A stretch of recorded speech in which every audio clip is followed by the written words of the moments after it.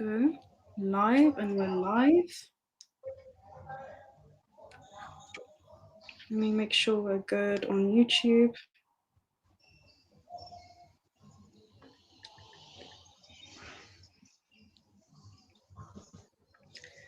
Hi everyone, let me know if you can see this okay. We've just had to start another live. Let me see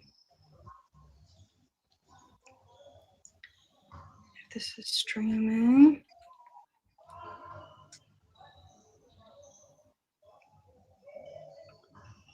Okay, we are. It's not a vertical, but it should be fine.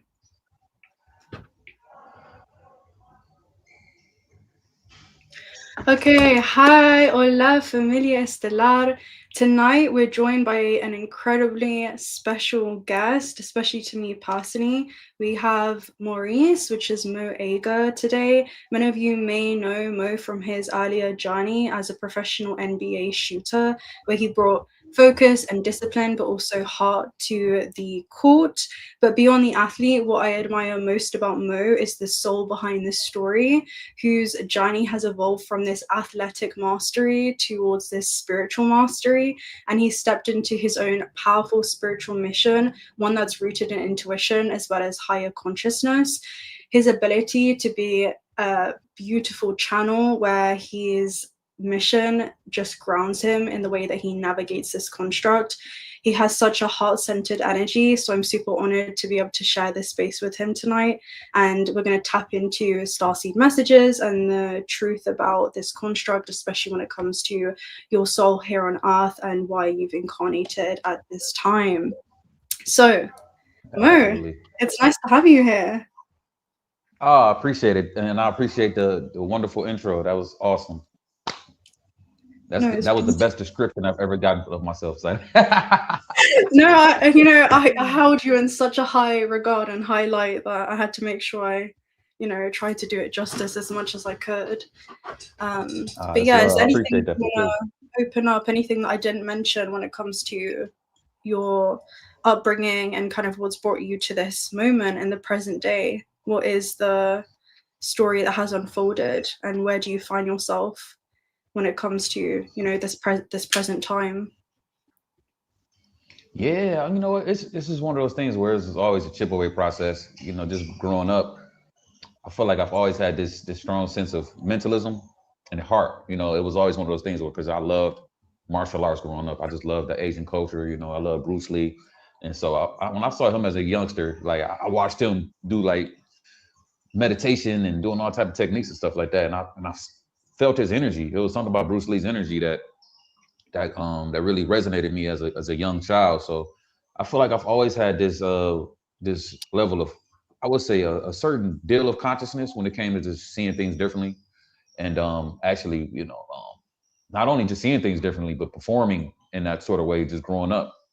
And I think we all have the same type of stories. As I would say, youngsters who come into this world a little bit more aware of certain things, aware of their surroundings. It can be a bit challenging as a youngster, and but I'm just grateful for the great deal of protection that I'm able to that was bestowed upon me just to get to this stage. From the areas of music, basketball, living life, coming from Detroit. Detroit is a very soulful place, but it was very I would say dangerous. So, just to be able to make it out of Detroit and get to where I'm at now, and all the way here in Southeast Asia to really share my story is it's all a blessing and magical, and it's amazing. I'm grateful every day just to be here, to be able to tell people about my story and provide light for whoever is resonating with it. You feel me? Yeah. Another question I wanted to ask is, what do you feel like you've been observing recently in your own life or energy field that the collective is also moving through? Especially as because we're entering out of period 9 and we're entering into universal year 1. We're coming out of the year of the snake and we're about to enter into the fire horse. It's a huge shift that's happening. And I know that you've already gone through quite recently your personal year 1 and 2, and you've been able to kind of experience that subjectively as well. So what did that Yeah. energy entail? What do you feel like universal year one? Because it's one of the most powerful and pivotal numbers in numerology, right? It's like where you have that reset. It's that masculine essence. Yeah. It's funny, if we talking about like personal year one, that was actually a big transition year for me as well, because I was living in Vietnam at the time. And I ended up moving from Vietnam to Malaysia. And that was in 2023. So it was definitely like a reset year for me. But Hmm. prior to that, I was really just at the end of a certain stage and cycle. But if we're talking about collectively right now, as a witness, I'm like around people now where I get a chance to kind of just pick up on different energy fields and stuff like that. And I would say I'm in a higher vibration because I'm around sports, young people, but I can still feel a great deal of confusion. You know what I'm saying? There's a lot of people that's kind of like just um going through like very depressed stages at this time because they have no they don't understand what's really happening, because Yeah. this year was really squeezing us out to be able to let go of all of the things that no longer serve us. And we hear about that so much in the spiritual community about like, oh, let go of the things that no longer serve you. But this is the year for that for sure, because it's like it's completion. We can't take old habits, old belief systems, and old narratives into this new phase. It's just not going to work, especially if you're a person who has any type of idea of what's going on and you have any type of awareness of what's happening in this world. So, this past year or so, I really embraced it. This was a personal year too for me. So this was a really, the silence was loud this year. So it's like, it was almost like when you go to a certain stage of solitude, it's almost like the universe, it amplifies the level of um solitude, and you feel it, and in every sense of the word. But I think we were speaking about it earlier. It's just moving into this personal year three for me, and then a collective 1 year. Um, I believe that my personal purpose is to kind of help and guide people, during that time period, because I guess I've personally been able to go through a 1 year and a 2 year, and now moving to a 3 year, to where I do see myself being a lot more proactive in many ways to help young people to guide them through this next phase, because Yeah. it's going to be a lot of confusion, but that's what we're here for at this amazing time during this time in life, to be here and be like guides for people that need it. And I'm preparing myself for it, but not to actually do anything, but to actually just be a light. I was I was watching a video the other day, and a lady said something profound. She said that um, this is the time period where it's presence over effort. So the fact that we have a certain awareness about what's going on in this world, we don't necessarily have to do a whole lot of talking. I mean, we just got to show up and be ourselves. This is the greatest time in life to really truly be.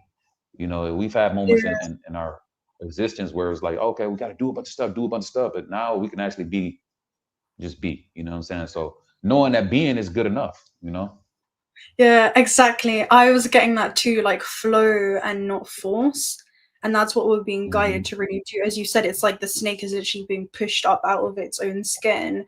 And this is like the brand new mark in a cycle collectively that we're moving through. It literally is a cosmic reset where we're heading into a Hmm. new, fresh frequency. So it's where there's an opportunity to be able to fully step into our full potential, because the old chapter is completing. This is like the beginning of the end that we're sensing right now, and it's time to write a new story. And this one is quite fast entering into the new year as well, with that fight essence. I was talking about it the other day, how we're going from the yin, right, of the snake, to the yang of the external, right? We're going from that earth essence of the snake, the wooden snake, into the fire horse. So that's like external application. It's time to really embody everything it is that we've been cultivating and learning introspectively. So yeah, this is going to definitely push us, I feel like, into collective timelines and new identities for each one of us subjectively. And naturally, that's going to lead us into a new trajectory and a new direction, and just as a result of that. So it definitely feels like Yeah. we're starting over as well. Have you felt Oh that yeah. too, in regards to even like new relationships in your life? Yeah, I've noticed that not only with myself, but with other brothers and sisters out here. It's like it's almost like it's like a humbling period where it's like, even for me, I'm going back to basketball. Like 2 weeks Mm. ago, I was not thinking about playing basketball at all. That wasn't even on my mind. I was just on some, just figuring things out and just preparing myself for whatever. But I've noticed people that, like, especially around my age, they're going back to their, I would say, their roots, so to speak. And for me specifically, just being in an environment where it's like I'm around hoops again. So it's kind of like I see where that light is actually going to be a lot more received, just because I pull myself back in the scenario. So it's nothing wrong with going back to the drawing board. And I feel like that's pretty much what this time period is really doing for us, because not only is it helping us to get back to the things that brought us the greatest joy as our childlike self, we coming back into our childlike essence. So right now is the best time for us to bring our childlike self back online. And basketball was something that I did as a child, and I had great success in it. So to actually be in a situation now where I'm helping young people find their way, it's really showing me like, oh snap, it was always about me kind of just getting back to the bread and butter and accepting Yes, it. And that's another thing I was going to ask you, because I feel like it's something that people can apply universally, no matter where in their life. Do you feel like coming back into almost a old world or something that you're familiar with has almost changed your relationship with not even just the sport but the environment? It almost is like I'm trying to figure out a way to articulate it, but it's like you've changed your relationship, but it's because you're coming back at it with the perspective of play. And it's not that the environment has necessarily changed, but it's because you have. So as you're immersed back in that environment, you're able to actually bring forth everything it is that you had learned and step into more of that, you know, explorative, curious essence around what that looks like for you as this version of yourself versus whom you've been, yeah, who you're becoming. no, that's super real, because as an athlete, as a competitor, obviously I still want to get out there and be exactly what I was, I don't know, years ago, but I'm nowhere near the same player as I was. So I had to literally on the fly adjust my role, just Yeah. based off of just this time of life. So it's like, you got young players. I'm playing with a bunch of guys who's 20, 19 years old, a bunch of young guys. So it's just like, it took me some time to, like, okay, how can I provide my expertise in this environment?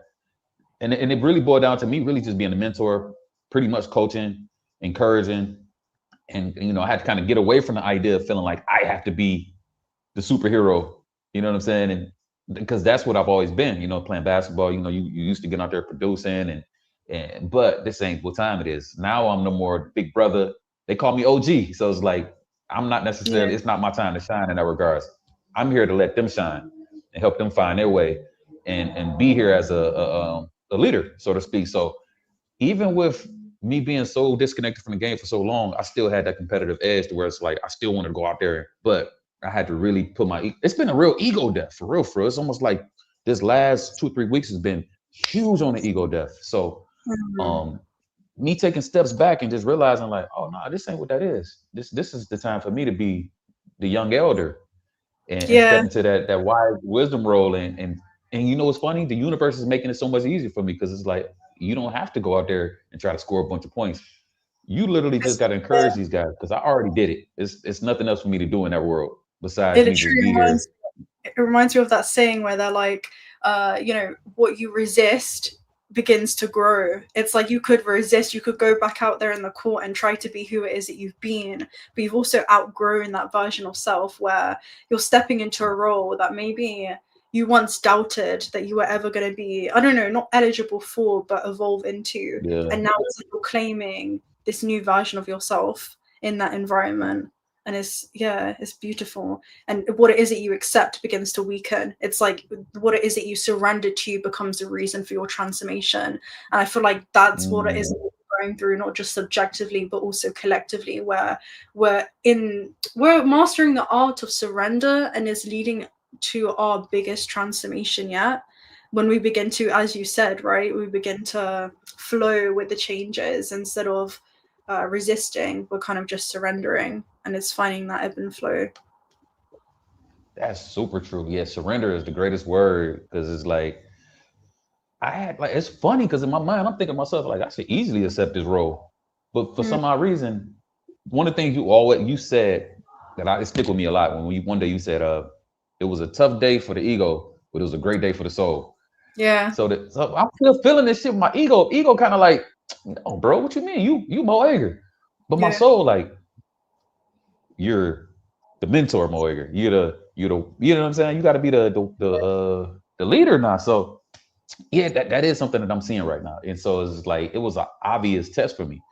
So I see that amongst the world as well, like with people really just getting to a point where it's like, it's okay to, what's what I'm looking for, it's okay to start from scratch, so to speak, from where you at, with the Yeah, knowledge and like you wisdom that said, you have. go back to the drawing board. Sometimes Yeah. that fresh ace or foundation is needed for that identity upgrade to happen. Because the way I see identity shifts and what it is that we're all going through subjectively is we're releasing that sense of self, like you said, with the ego death. And with that Mm, sense of self or that identity, there's also attachments to sometimes people that we met as that version of ourselves. Sometimes it's belief mm, systems with that version of self. And as we're outgrowing and really we're being called to interrupt those belief systems, we're stepping into a different kind of potential. And we haven't been this potential, we haven't been this version of ourselves before, we haven't allowed ourselves to be.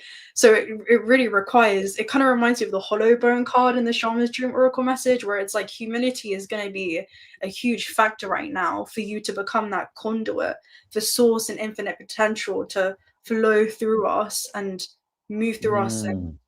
allow us to also move others as well in the same way in Yeah, which we're being moved. absolutely. I couldn't have said it better.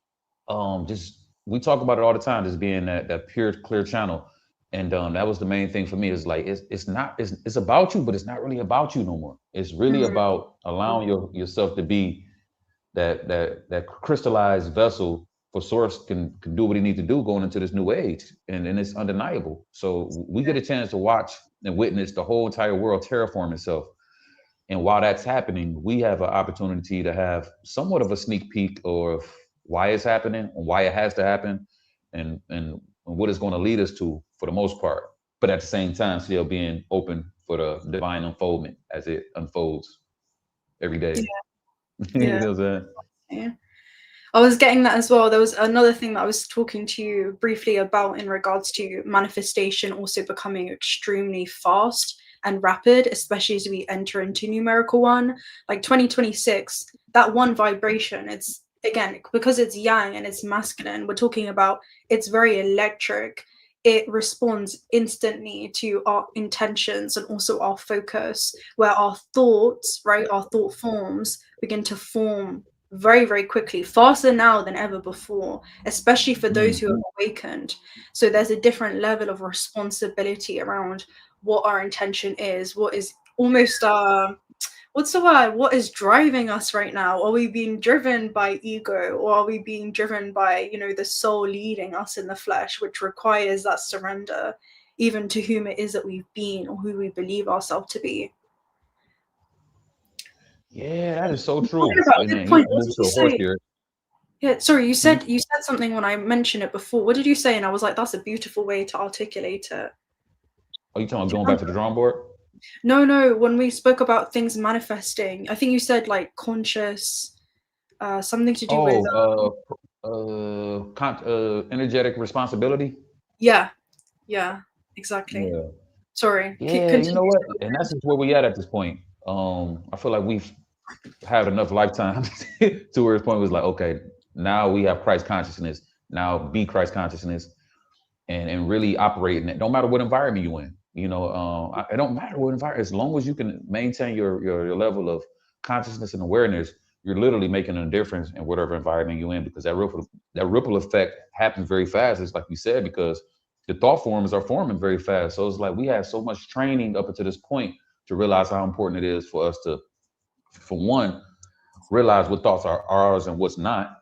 Yeah, Two, get to a point where you only entertain the thoughts that are of good use for yourself and the environment. So there's really no passive nothing at this point. Like I was saying earlier, you got to be literally energetically proactive in regards to how you view people and view others. Is like, you know, sometimes even if you're in an environment where some people might not like you, but that Mhm. doesn't mean that you have to treat that person the way that they may treat you. So by us Yeah. knowing better, we could still be like, all right, shit, I mean, I get it. I understand why you feel this certain way. But in the end, I Mm. understand that me perpetuating that energy is only going to do exactly what it is, perpetuate and create a thought form, and then it's going to manifest itself. Instead of me shifting, like you say a lot, you know, it's better to be misunderstood than it's better to understand than to be misunderstood. So Yeah. that's the responsibility that it takes. I was just getting a message as you were saying that because there was a reading that I just did and it came through so interestingly because I didn't even necessarily want to touch on the energy, but it was very much that identity rebirth. And there was also an example that I was just getting when you were speaking around uh, certain belief systems that we've had. We've attracted certain individuals in our life, right? That nucleus of a family based upon on a cellular level what those belief systems that we've inherited ancestrally, right? And we've attracted in a certain group of people, we've attracted in certain, let's just say, even karmic contracts based upon those unhealed wounds. And when we begin to integrate that, and the example that was coming through was even like with religion. So let's just say someone has had like an identity rebirth of some kind, and they're maybe outgrowing old ways or outdated ways of seeing the world, maybe when it comes to their philosophical views. So let's just say they found themselves in the church and they're suddenly beginning to kind of question if that's something that they still believe, if that's a mold that they still want to take on. And as they begin to slowly reinforce a different way of being, that ambition, and it can happen in any area of life, begins to sometimes intimidate those around them because it forces them to question the status quo, or question something Yeah. outside of their comfort zone, right? To kind of confront something within themselves because you're now representing something that a little bit like unorthodox or a little bit eccentric or out of the box. And that box is invented by people who are afraid oftentimes. That's why they say it's the right thing to do. You know, I don't want you to stretch too far beyond what it is that I've known you as when it comes to our point of reference. Yeah. Because wait, you're changing from who I knew you as when we, you know, when we first came into alignment. That change is making me uncomfortable because I'm not ready to also mirror that change back to you. So there's that frequency gap that begins to happen, but simultaneously Oh. also called in towards a new network of a family based upon those healed and integrated wounds. And as you said, like Mm. what you think you need from another person, maybe it's, oh, I want this person to understand me. You're able to understand yourself. You know, maybe you want this person to accept you or hold space for you. No, you're able to hold space and accept yourself and also hold space for the other person because they're also going through what's needed at that stage of their evolution, even if it's resisting the inevitability of the path of evolution in which we're all moving through. Mm. And that's a message that I Yeah. was getting from that, because your That's a ambition great can, point. it can any relationships that can be intimidated by our ambition are going to fracture when it comes to that old version of ourselves if we've outgrown it. And it's actually a great sign that you are changing. And yeah, I was getting that message around it. Yeah, and honestly, that's a great point. And to hit on everything that you just said, and just to kind of piggyback, like I tapped in on Dolores Cannon like 2014, and which one thing that she spoke about that always stood out to me when she just talked about the Earth splitting Mm, and how eventually we were going to get to this point in time where certain vibrations are not going to literally be able to live in the same plane of existence. You know, Bashar talks about it as well, and they talk about the new Earth, new heaven, new Earth. So it's just like mm, honestly, everything you just described sounds exactly what we're moving into because I don't deal with too many people that's not necessarily on a certain vibrational frequency. yeah. Not in regards to like them knowing all the information, but there's a certain heart space that people are in to Hmm. where I resonate with. You know, they might not know nothing about metaphysics or any of this stuff, but they still operate from a heart space, and that right there is 100% separating and creating this Oh, divide in the yeah. vibration on the planet. You know what I was just thinking when you said that 5D, I was counting the chakras, right? You have the root one, 2 is the sacral, 3 is the solar. And then I'm thinking like 4th D and 5th D is what? It's 1, 2, 3, 4, 5. You begin to look at life through the lens of the soul, but you can only do that once you access the heart space. You can only access your Yeah. faculties and upper dantian once you tune into your interconnectedness to all things. Yeah. Right. Sorry, And that's what continue. we're I was moving just into. thinking about that. Yeah. It's amazing because we're going to a horse year, which would be considered more of a say masculine year, horsepower. You know, you got Ford motors built for it, tough. Um, you know, quick decisions. You got to be super mentally agile. But it's funny. I believe that the most success is going to come from the heart space moving forward, where the Yeah. heart, you know, the mind is 100% this masculine horse mentalism, get to it, stoic, you know, but manifesting now is 100% from the heart space, and that really boils down to just being like seriously just being a heart-centered person and getting back to that middle ground, because that's exactly where that's the portal, the heart. Mm. And the, you know, I would say the lower forces of this world, you know, I would say they attack the heart just as much as they attack the mind through, you Yeah. know, just betrayal, deception, divorce, all type. I mean, just some of the things. Think about it. Like they were like, oh, well, they're trying to attack the mind. I'm like, I feel like they're trying to attack the heart, because even in Egyptian Egyptian myths, it talks about being your heart being light as a feather. Mm. So why, if they were to attack anything, it would have to be disappointment and heartache and pain and this, that, and the other. So it's just like if we can collectively get to a point where we start living from our heart space again, the illusion itself will drop, and then the mind will, you know, will work accordingly. You know, so for me, that heart space is everything, and the mind is great, but that has to follow the heart. That's why they always used to say follow your heart, and Mm. that's where we at, man. And I just believe that's the vibration, and that's where you radiate from. And you know, Mm. those who operate from their heart space, they're gonna find themselves shifting a lot more gracefully. Yeah, grace.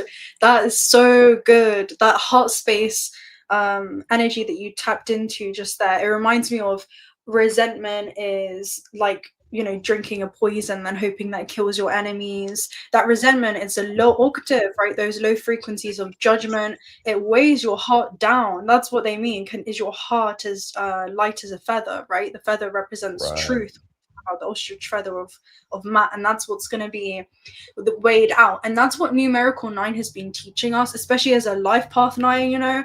And next year I've got my personal year 9. It's Yeah. literally about lifting the human condition, seeing life through the lens of the soul, because we've spoken a lot about this. I think in even like last year, I feel like we were speaking about this, how we can have disembodied souls, and many souls who aren't able to actually depart from this experience because they have so much unfinished business because of all the entanglements they've created from hatred, Mm. resentment, or judgment. And with that mediumship energy we were tuning into with our conversation, it was very much around, are you, how earthbound are you, how entangled within this illusion are you, and can you turn your energy back into that centripetal state of being where you focus on, you are the light turning back in on itself. And that's how you Mm. navigate higher dimensions, right? Even when it comes to dream space, that's why they say don't go to bed angry, right? Otherwise those Mm. are the dimensional timelines that you go on to access in your Right.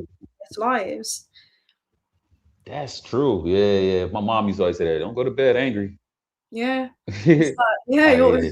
I know she went to bed mad at me plenty nights, but yeah, it's still, there's yeah, say as I do and not, oh wait, was it the saying, say as I do as I say and not as I do, or something like that. yeah, yeah, I know what you're saying. That's crazy. Man, I'm gonna keep some real shit real quick. So I had a situation out here where I just um for a moment I didn't feel like I was receiving love and from Mm, from a group of people. I just kind of felt like, dang. And I remember I was in a taxi yesterday. I was driving and I was riding and stuff. As I was acknowledging how I felt about these people and their scenarios, this was actually a couple of days ago. I noticed my heart started kind of like had like heartburn. I felt it in my heart. And I was Yeah. like, oh snap, that's actually heartache. I was actually dealing with some heartache in real time because some of the people who I felt like I wanted to get love from, it wasn't really giving it to me. Mhm. So I immediately went back into the space. I'm like, oh snap, this is the greatest time for us to hold compassion for ourselves. Like you gotta hold so much compassion for yourself because it's like there's no reason for you not to love yourself. I don't care what the scenario is. You can Yeah. always go back and be like, nah, I know I still love you. I still love you. And nothing bad happened, but I just, you could tell when certain people kind of not, they not vibing with you. And in my mind, I'm just like, dang, I'm the type of person I want to get along with everybody. I genuinely do. I Mm. represent that. But when I wasn't feeling that, I just felt my heart hurt. And I'm just like, what the heck? I was like, oh, I'm dealing with a heart. But the thing is, that was good that I felt it because I was able to like really, um, what's the word I'm looking for? Feel it. I'm Yeah, like, yeah, oh, it's meant for me to feel this way. Let me feel this. And mm. then eventually, I got bombarded with so much love that day. Like I ended up going somewhere and meet up with some my homies. He came in town. We ended up going to Hot Pot. Ended up having a blast, and it's almost like the universe just showered me so much love because I made a choice in my decision. And that moment to be like, okay, I'm gonna feel this. This don't feel good, but you know what? I still love you. I still hold Yeah. compassion for you. You Mm. know what I'm saying? And then the moment I just made that decision, then my night and my day just ended up being stupendous because I chose to hold compassion for myself and and that's where we at. Like you gotta have compassion for yourself, and that's sheesh, that can be difficult too, but it's Mm. necessary for sure. I've got a few things to point out about the scenario you said because I feel like this is going to resonate with so many people. And how you said, first of all you felt where it was. You're here to feel the full range of human emotion, not to become numb to it, not to try to repress it or suppress it, but you honored that emotion, which is that energy in motion. It's waiting to be alchemized. Your body is an incredibly advanced tool, right? It's a piece of technology and it tells you exactly what it needs if you pay attention. So again, and I've been feeling that in meditations as well when I go into hypnosis, when you feel that disconnection from those around you, when you're locked off from your heart space. And it usually can be linked to resentment or anger, right? In our solar plexus. Mm. And when it comes to those energy exchanges, sacral, and how safe we feel, do we feel fear or do we feel love in that moment? And sometimes it is fear of disconnection, but we feel disconnected from those around us when we are not deeply connected with ourselves. Because when we are truly connected Mm. with ourselves, we step into that sovereignty where it's like, okay, what you did, alchemize the situation. The way you alchemized it was changing the way that you thought about it, changing the way that you feel about it. Sometimes you change the way that you feel about it to change the way that you think about it as well. They can be reversed. They always work in Hmm. tandem. So you change the way that you felt about it first, and then you change the way that you thought about it, which was, okay, even unconsciously you did this. These people, right? These other mirrors of myself, these other extensions of myself, as I'm playing with myself through countless life forms, are giving me the opportunity, even if they're not conscious of it, to give myself and provide myself with something that I thought I needed from them, but I was able actually to supply myself with it. I could fill my body with love in that moment. I could fill my body with Yeah. connection. And then again, sometimes you see that there can be a paradox and love is multidimensional because sometimes that looks like boundaries up until that point moving on. And that's something that we need to be able to kind of discern, where unconditional love is saying, okay, I unconditionally accept myself as I am in this moment.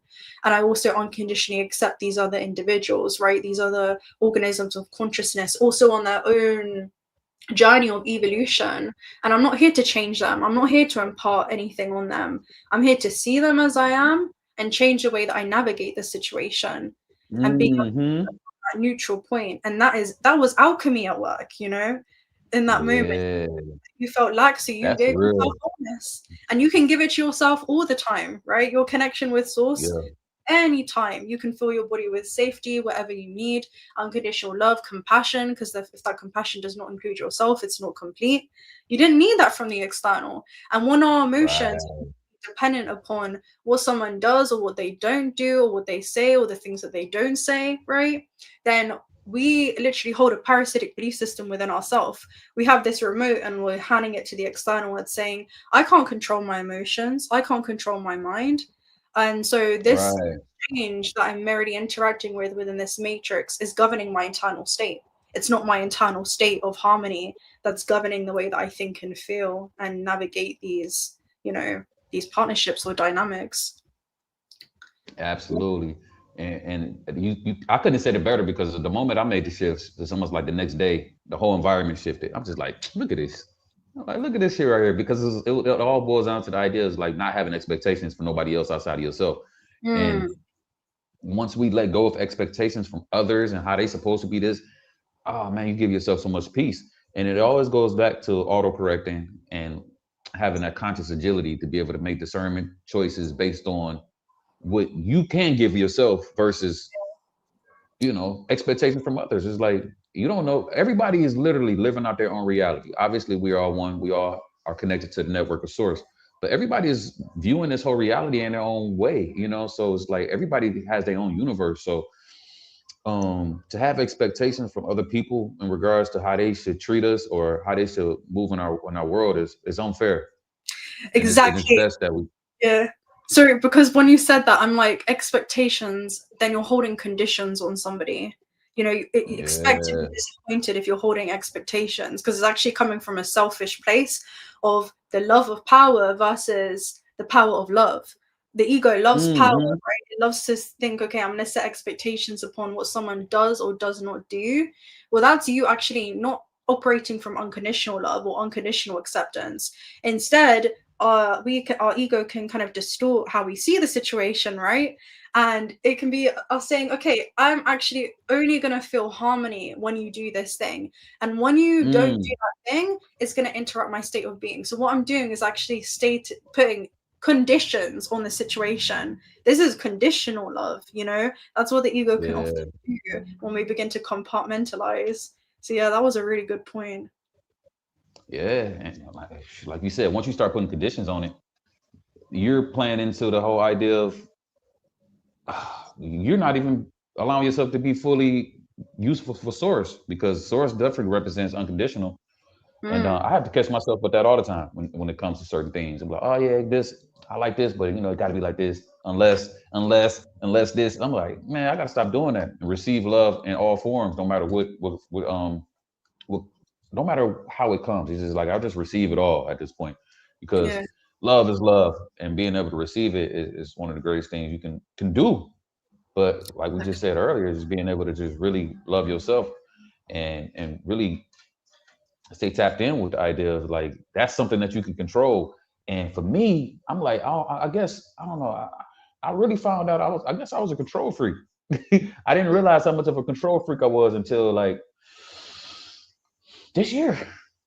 And it's not Mm. like I try to control others. I don't have that. I don't have a control complex towards other people, but I found myself not being as comfortable in certain scenarios unless it was a certain way. Yeah, it So brings it's the like, illusion of safety to the ego. Yeah, yeah.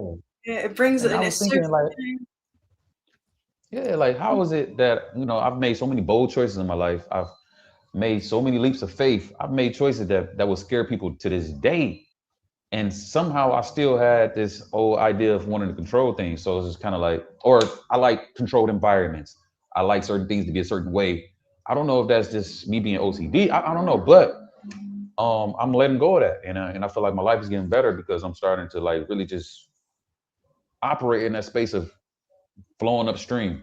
Because Mm, everything we spoke about it earlier, everything always worked out the way it works out the way it's supposed to. So it's like, yeah. why would I care so much about how it happens, when it happened, or where it happens?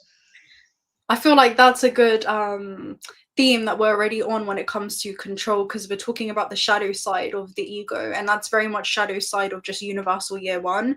It has the higher expression, and then it also has the lower expression, just like everything in this story. Yeah.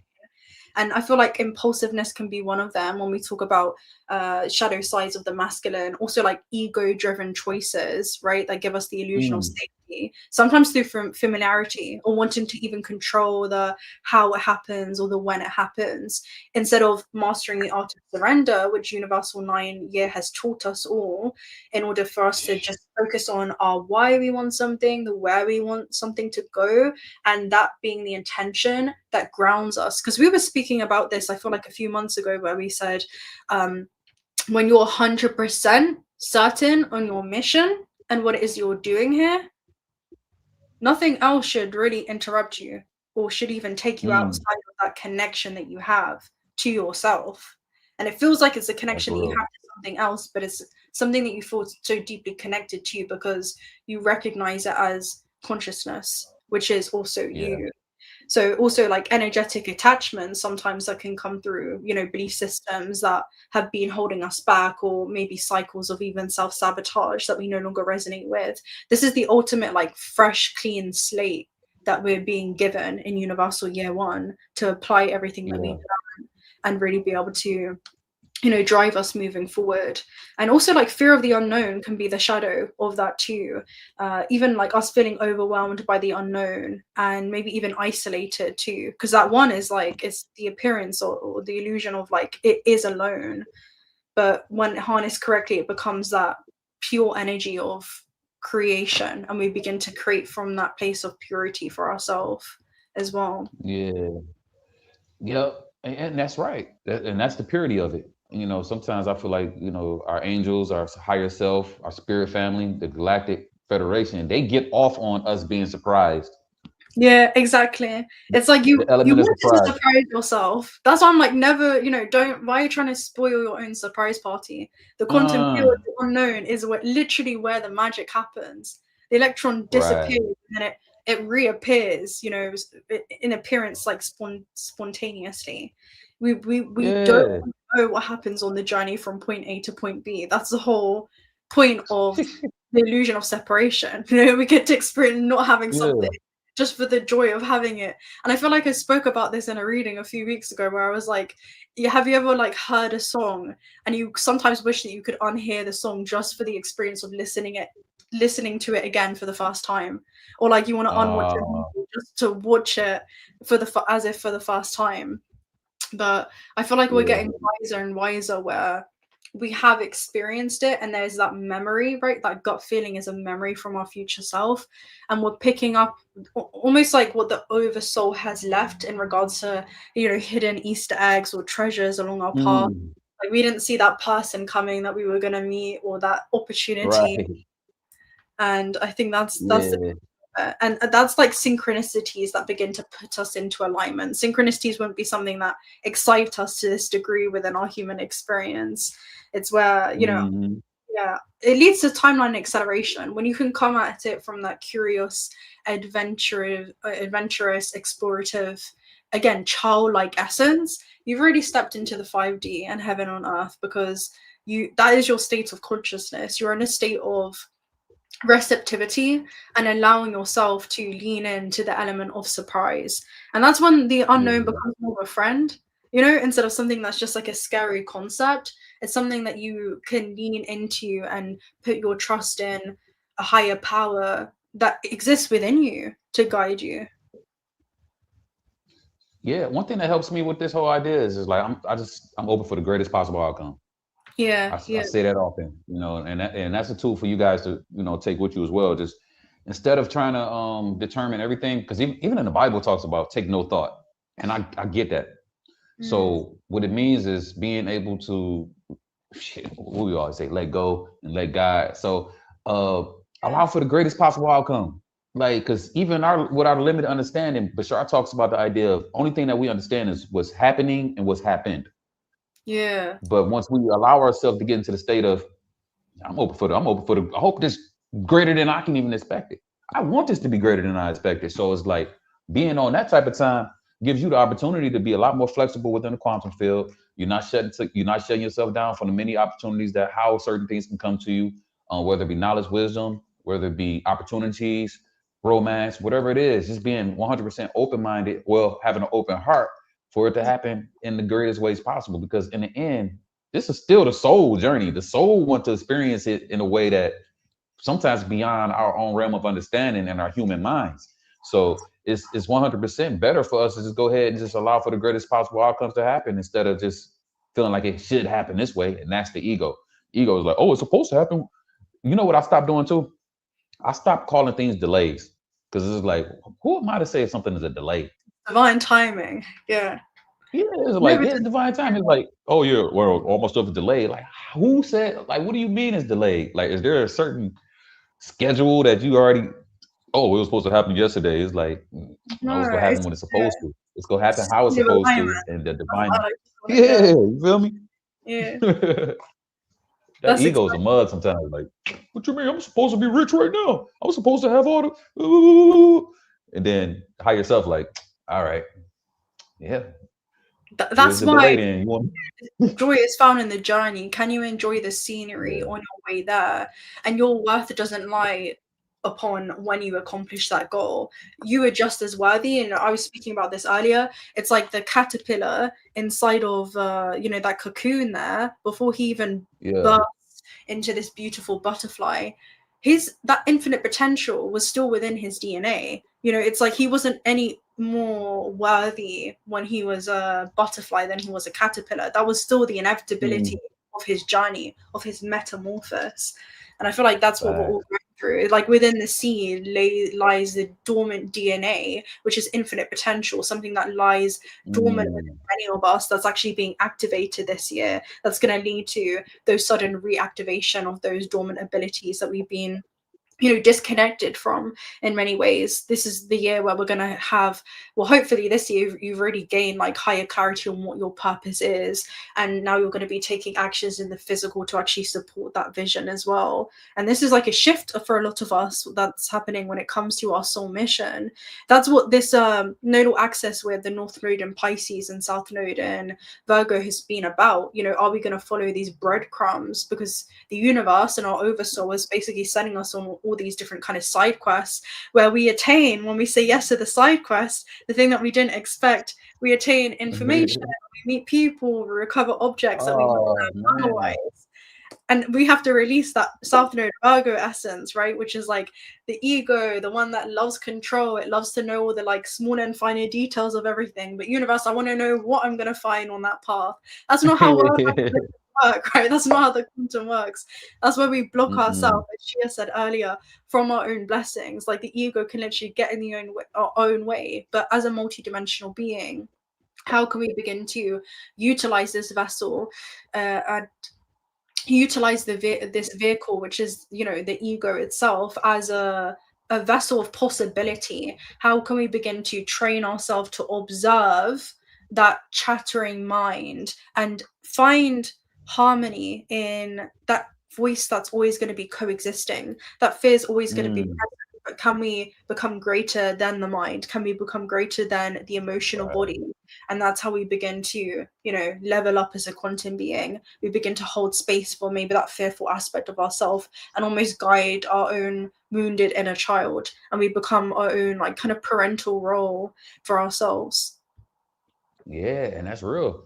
And absolutely. And it kind of goes back to the idea where it's just like sometimes you just gotta go.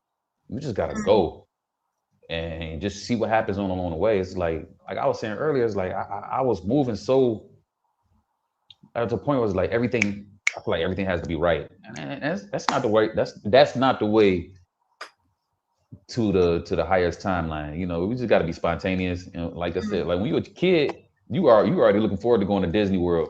Yeah. The trip there, you oh man, what am I wear the day of?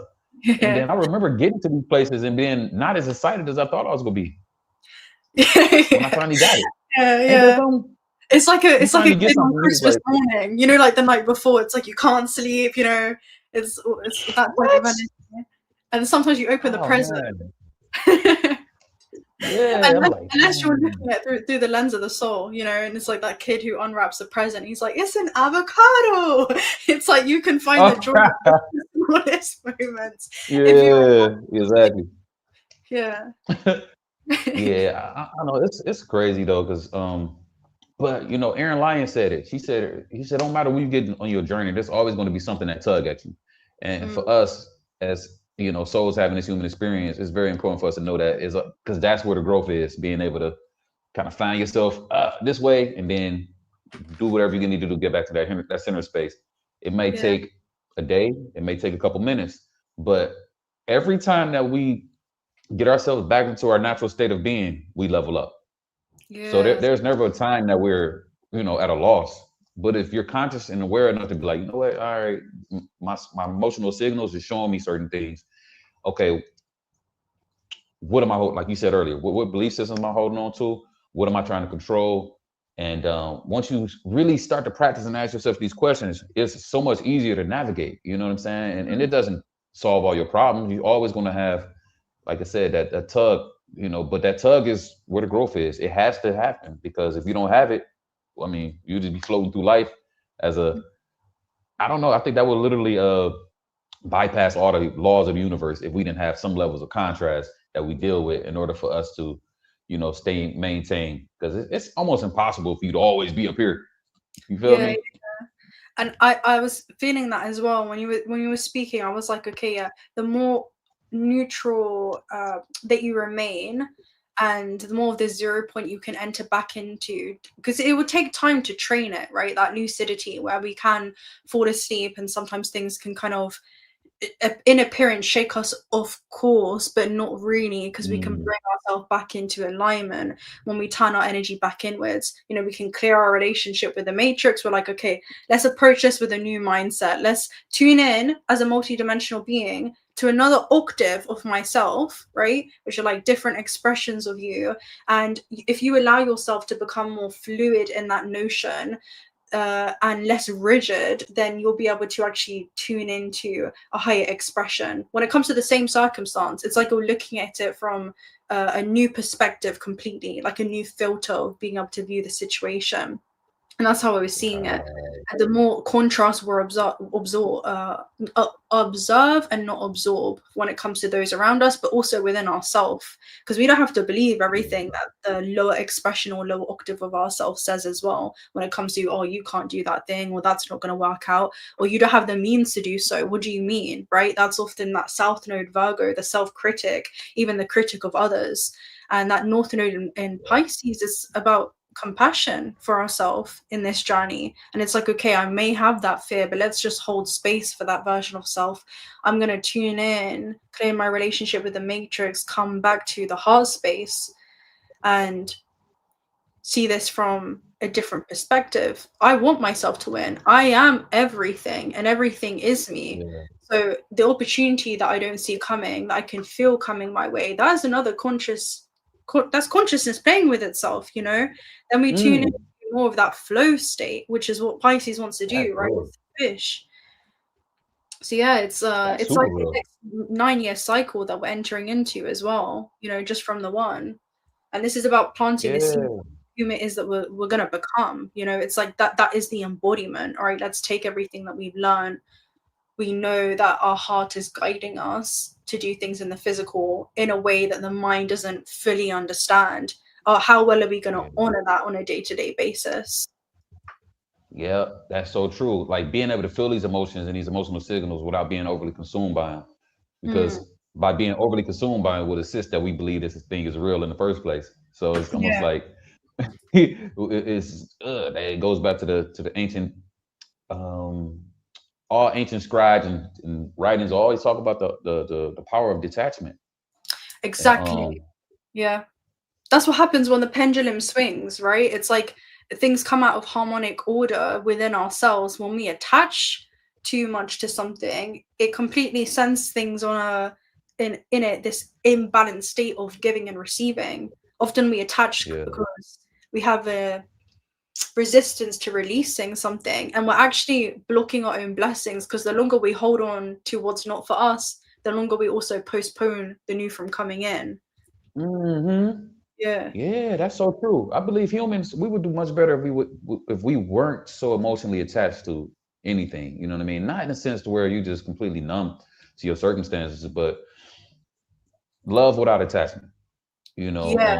Being able to look at the rose without having to take it home, because taking it home requires you to water it and care for it in certain ways. But you can admire it without having to take it out of its habitat. So it's just like, Mm. um, and that's something that I struggled with for years. Is just being emotionally attached to things because you care so much. You know, you want things to Especially work out so bad. people, you know, or even Oh things my as God. well. It's like you'll be so attached to the idea of, oh no, but I want to bring, and it's that savior complex a lot of the times as well, you know, and Uh, it kind of highlights and illuminates the version of ourself or octave that believes it needs saving from something when you are a highly right. abundant being, right? It's just there's belief systems that Yeah. have kind of distorted the way that you see yourself. And I've heard that quote that you Yeah. said around, if you really love a flower, then don't pick it. Otherwise, that's the moment that it dies. Or, as you said, like even uproot it and relocate it because it's not to be possessed. The longer we try to Right. hold on or relate our sense of value to finite things, we begin to completely forget about our infinite nature. And I feel like that's what Kali Yeah. Yuga was, right? When we talk about the golden Mm, age, it's like we fall into that yeah. sometimes materialism, or our focus is drawn away from the immaterial, and we begin to get so immersed within the material realm that we forget, Yeah. you know, it's not, there's more finite consequences when we attach, oh sorry, infinite consequences when we attach to finite things. Yeah. And you know what? And I've been working on balancing that out as well. Just Mm. I have a Taurus moon, so it's like Taurus moon is kind of like materialistic, kind of sort of. To Yeah. where I've had moments in my life where it's like I have no problems giving up physical things. I done gave up the houses, the cars, anything that I felt that was gonna make me heavy on this journey.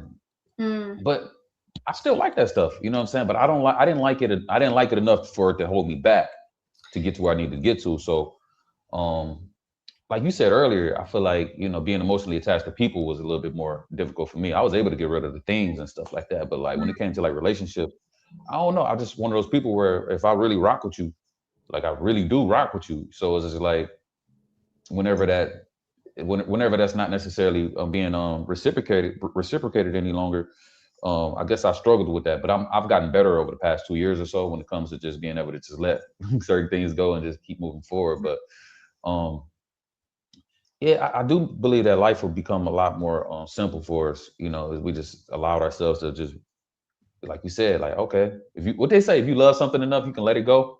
Yeah, yeah, exactly. I feel like what you described as well was like, I feel as if we all go through this in the human experience where the pendulum, we've all experienced attachment and then almost being forced to detach from something, but we don't realize that when we detach from it in that moment, and often it's correlated with a really distinct, potent emotional circumstance where it was our breaking point, where we were like either Yeah, forced, like literally was ripped out of our experience. That's when maybe the person ends up leaving us, or that thing ends up right.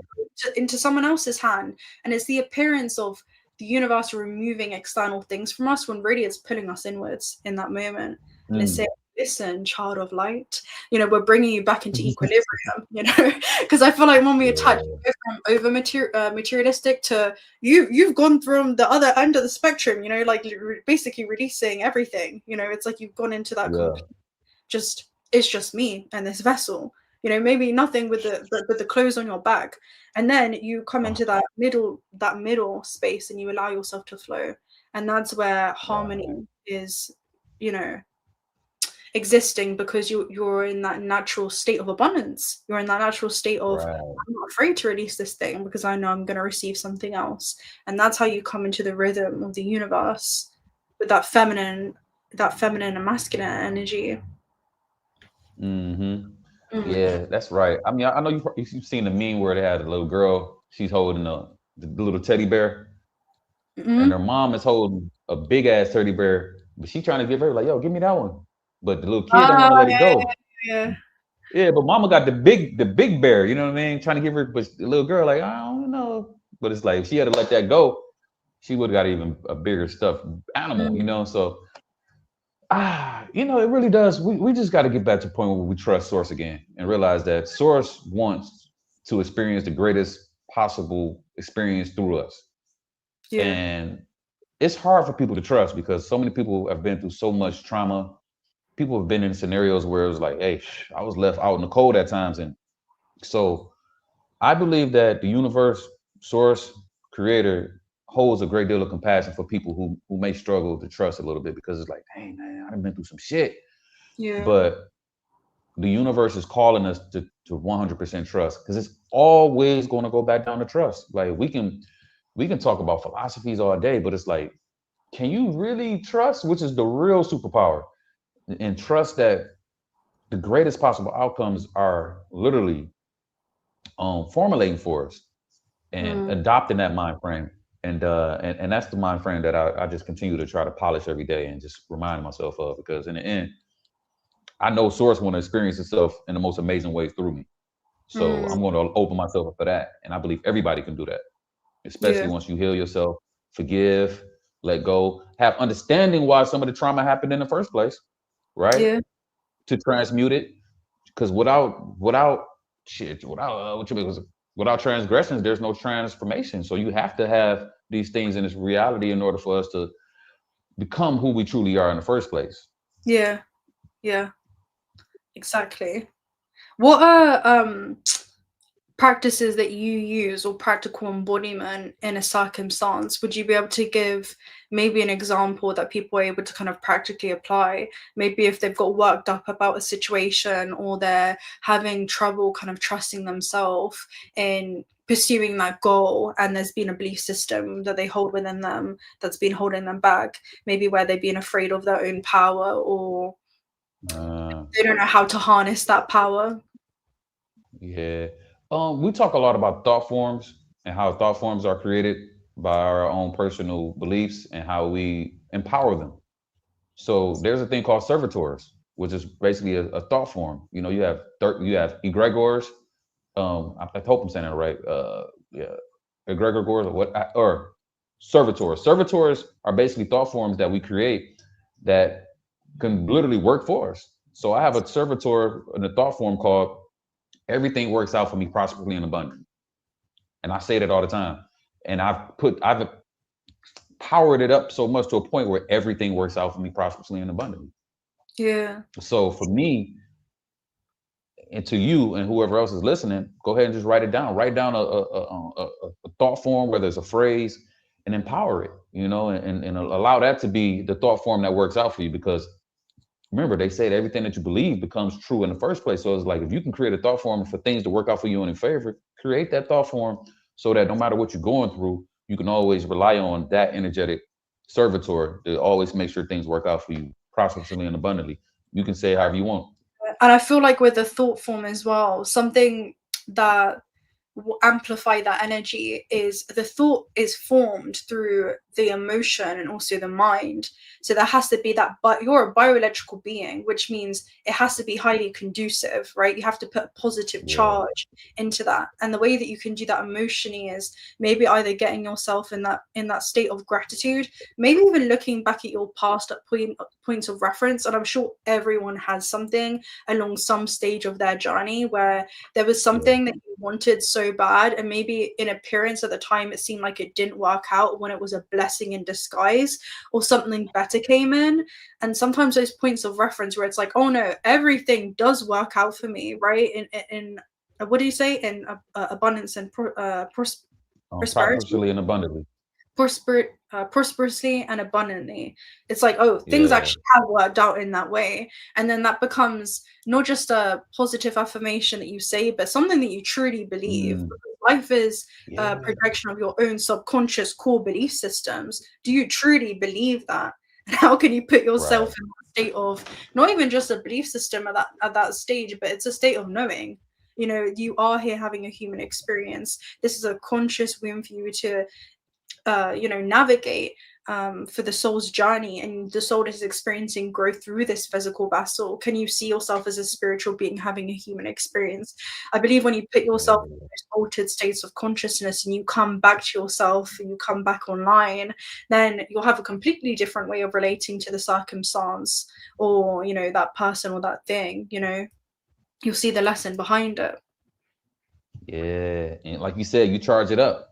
You Yeah, charge it exactly. up, and the more and more you confident, the more you feel emotionally connected to that thought form. You know, because Yeah, guess what? People are doing it unconsciously already. You might as well be exactly. conscious of what you're putting out there, and then have it work in your favor. And that's the alchemy itself. I feel like that's what I was thinking about as well, where um, what I've been observing in my own field, and then also collectively, is that literally everything is speeding up, where timelines are shifting quicker, and because of that, manifestation is happening faster now than ever before. And this is Yeah, beautiful, but it also comes with that deeper level of responsibility. When that energy accelerates, our subconscious manifestations also become just as powerful as our conscious ones. So there is mm, that thought force, and our thoughts that we repeat, it begins to reinforce that thought form, right? Just like a synapse in the yeah. brain, it begins to completely become almost like more conducive and highly charged. When you do take action towards Mm. that thing, it collapses even quicker because it's got that weight, it's got that charge, right? Because of the like, it's that frequency that you put into it. So That's so yeah, there's real. yeah, the emotions that we That's hold as real. well towards it. But yeah, It's it's funny you say that because, yeah. oh my bad, like, cause I was talking to my homie the other day, and I kind of refused to like I said, I was kind of shifting through some different, experiences here, where a couple guys is kind of just little, but you know what I told myself? I'm like, nah, don't talk about it in a negative way, because all you're gonna do is perpetuate that experience. But I found ways to like talk about it from a non-emotional place, but from a place of observation. So therefore, instead of me talking about a situation that appears to be a lot, I would say on the side of on the negative side, um, I spoke about it with a level of maturity, emotional maturity, to Mm. where it didn't create more of a scenario.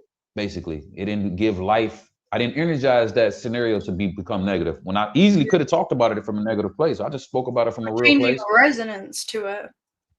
Yeah, for sure. And then I swear, like the next day, it was just a totally different vibration because I made my shifts and then just and it's an adjustment. But like you're saying, it's really boils down to that.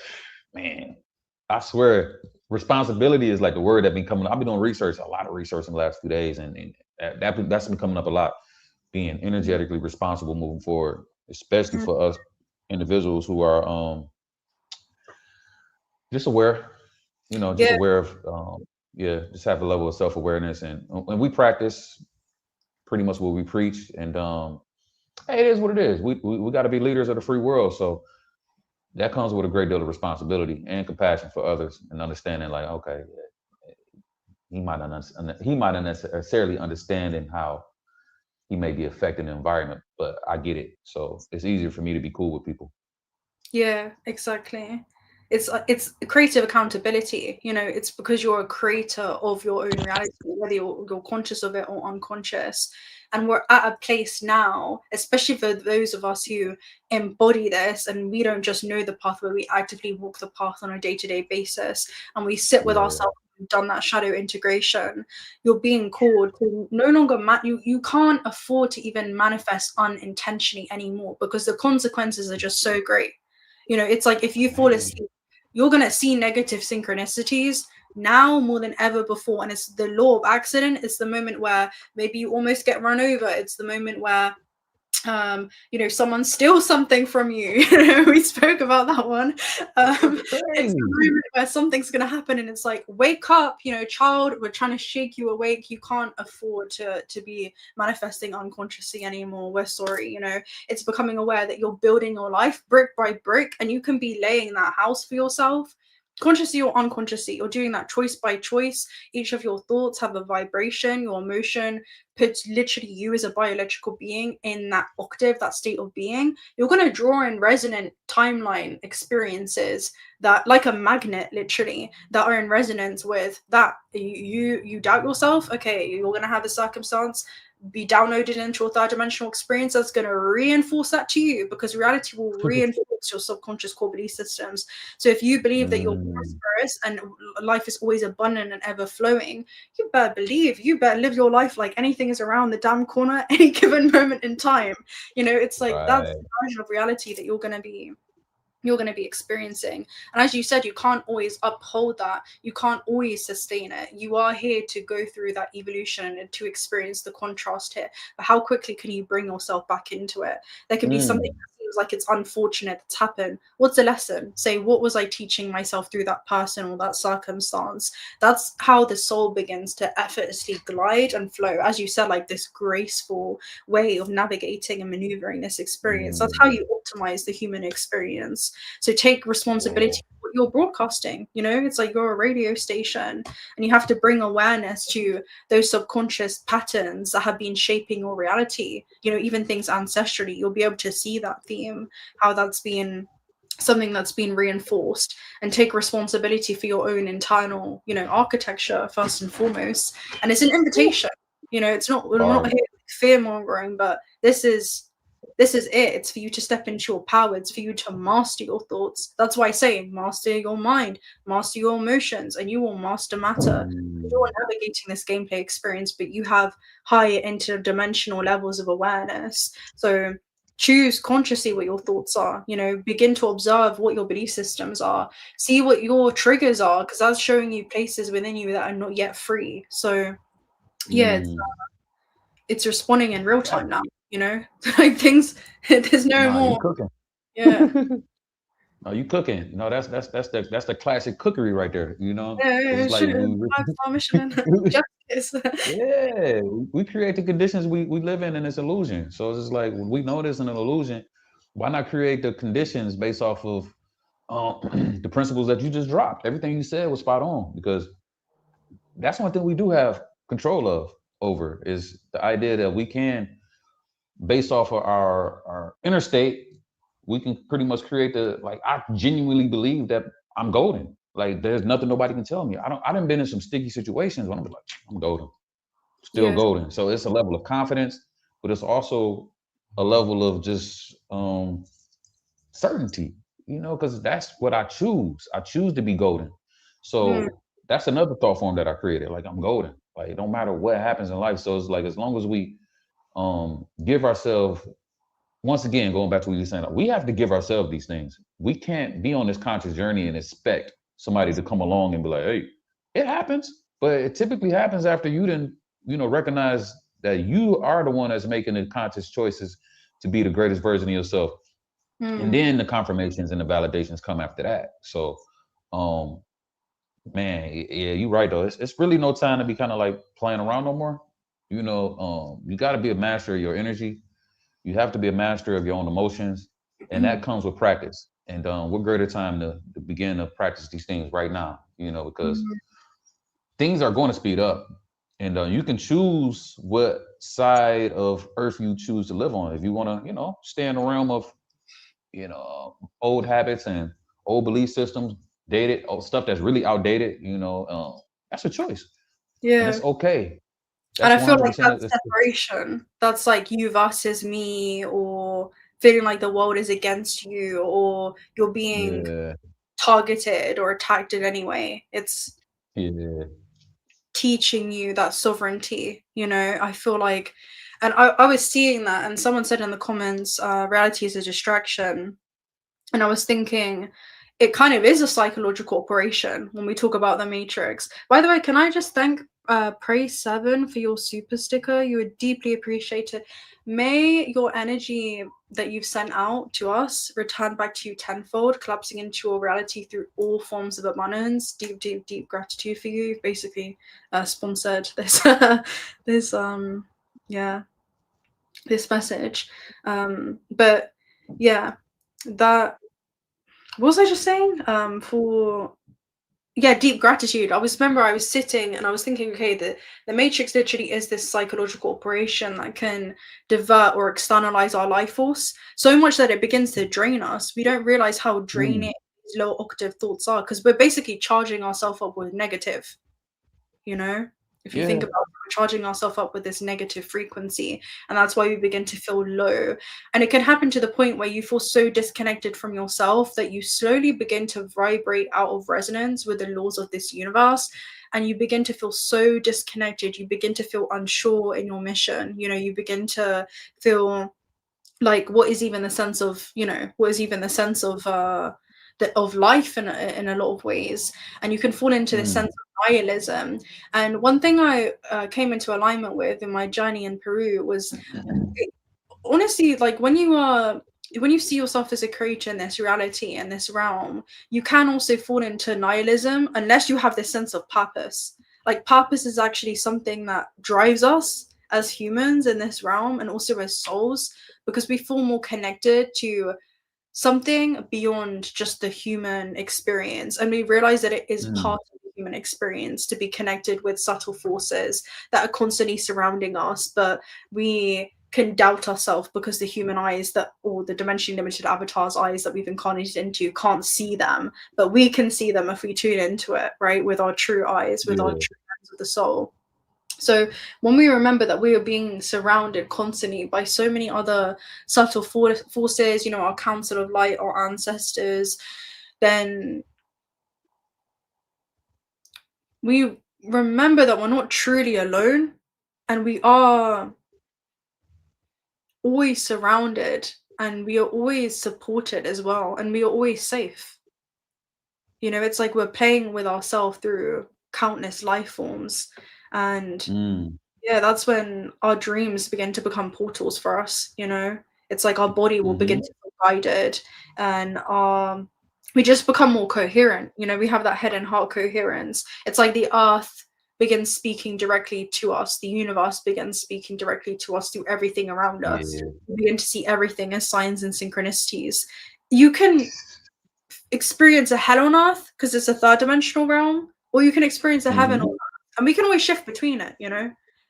And sometimes Yeah. we're in hell, we don't even realize it, and we're blaming things external. And we can in an instant, if we want to, if we really want to, we can instantly change our the way that we're seeing a situation or the way that we're feeling about it. It's our attachment, Absolutely. you know. That's it. It goes back to that attachment, and that's just man, state of consciousness. It just happens so fast because we're living in the field of vibration. We're living in the field of thought. So even being in certain environments, you can pick up on hellish vibrations to a certain degree because somebody might be having some thoughts that's not necessarily in alignment. That's why they say our thoughts aren't our thoughts. So Mm, carrying ourselves with a great deal of discernment, especially in populated environments, is very important for us to really be grounded and knowing what's ours and what's not. So hellish environments, hellish thought forms, and all of that stuff. Like you said, in this reality, that's the crazy part about it. Even if you are one of those people who's just 100% heaven on earth, I'm namaste. You still, you're still eligible for for the bullshit. You know what I'm saying? But you have to be able to recognize, for one, we're not exempt from mhm. the elements of this game, Yeah. but we do have every right and free will to, like you said, shift our thoughts and come back into the proper state of thinking. Yeah, I love that you said that because I remember when we had that conversation, and I was saying like we're never exempt from the universal laws of like the law Nah. of resonance, for example. So a truly enlightened being will ask themselves the question, okay, when that unfortunate circumstance happened, what was our vibrational state at the time of that encounter? You know, that's how we can really Mm. what our point of resonance was when we met that person or that event happened. Okay, we understand were we operating from a place of lack or wholeness, because then we'll see Yeah. what the often storyline is on a soul level. We'll understand why we attracted that and what the lesson was on the other side. Miguel was speaking facts as well in the chat. He said, when we detach ourselves with the physical and understand that all is a product of a higher center, which is your own center, we start to see all change without because it's already change within. And that's exactly it. Reality reconfigures itself and reallocates itself upon your Mm. internal state of being. So if you have internal belief Yeah. systems or blockages, well, you're going to begin to see that energetically projected in the external. There will be the illusion of a block until you begin to alchemize that block within yourself. And how do you alchemize it? You see the origin point of that block. Where did that come from? Did I adopt that maybe from childhood? Was it an event that made me feel that way about myself or my potential? Was it from my parents, right? Is it something ancestrally that I had adopted? Where did that come from? Because one thing's for sure, when you were a soul who had freshly incarnated into this realm, you didn't have any belief systems that were distorting the way that you see yourself. You were just pure infinite potential. You were just a pure creator in this realm. And then as you began to navigate this matrix, especially through the the age of Kali Yuga, it's the final darkest Mm. age where there's that spiritual forgetfulness. You had forgotten your cosmic origins. Maybe you fell into materialism or had seen that, you know, as a product of your environment in your upbringing. Maybe there was like social instability and you felt disconnection from those around you. And you fell into the illusion of Maya or had seen that of those around you, right? The illusion of separation. But prior, you were a being of playing in Leela, right? Divine play inside of your own creation. Yeah. And when you begin to step Right. into that essence once again, that's why they say the children of, the kingdom of heaven is accessible to like the children of the earth, right? When you tune into, as you said earlier, Yeah. I that know what you're saying. state. It said to Thank you, by the become way. like childlike again. Yeah, childlike My again, bad. It said, exactly. yeah, once you become childlike again, you can enter the gates of heaven. And yeah, Exactly. and that's funny though. I practice. That's a beautiful thing too. Just practice your childlike self. Like I do everything that I've always done as a child. Right now, music. You know, I watch cartoons. You know what I mean? You know, I had some pizza last night. I mean, I do stuff that like that it gives me joy from my childhood. Like I do almost everything that I like. Art, um, all forms of creative expression. I crack jokes all the time. You know, I don't take myself too serious, but I am serious to a certain degree. But you know, just um, man, I think one thing we always miss sometimes is like this is about we're supposed to have fun here. Yeah, it's literally that quote, humans suffer when they take too seriously what the gods made for fun. Yeah, It's that exactly. That's quote. a bar. Like we came here to have fun. Like I love having fun. Like I love it. I remember one time I was at this beach with this one little kid, little boy, and he was just chilling. He was maybe like 3 or 4 years old. He's like, yeah, he's like, what do you like to do? Like, what's your favorite thing to do? And I was like, have fun. He's like, me too.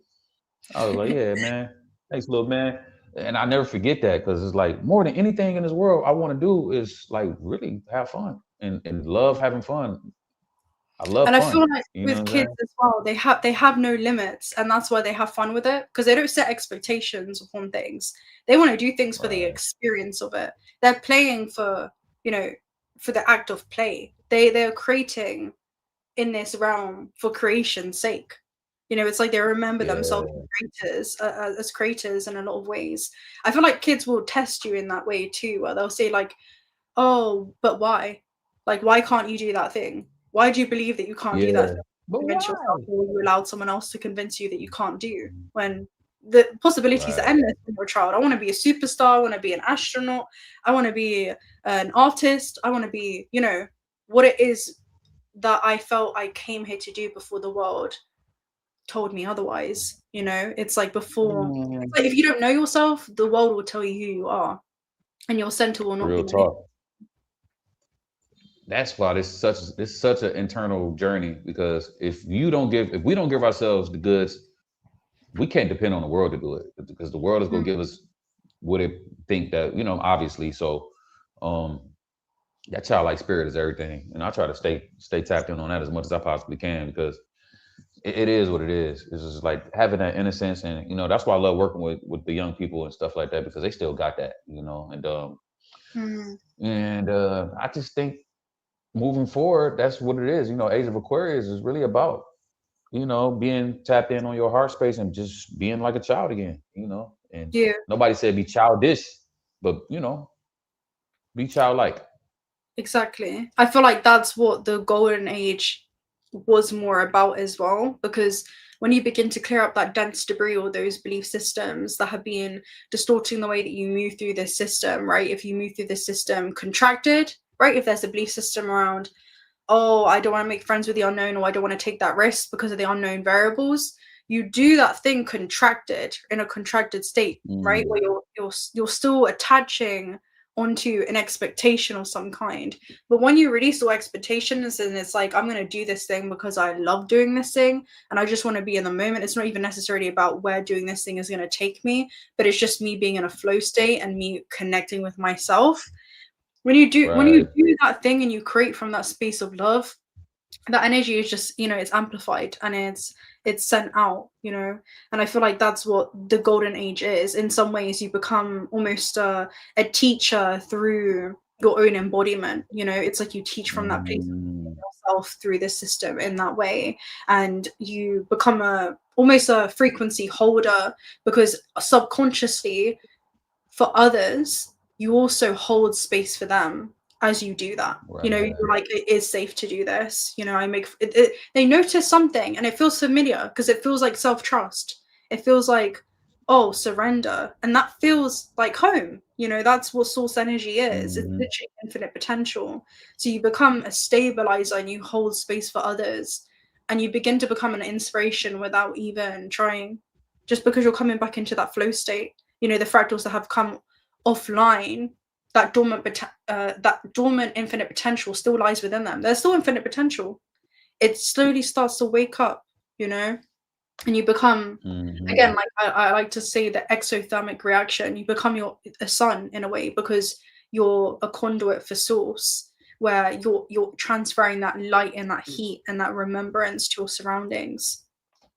Yeah.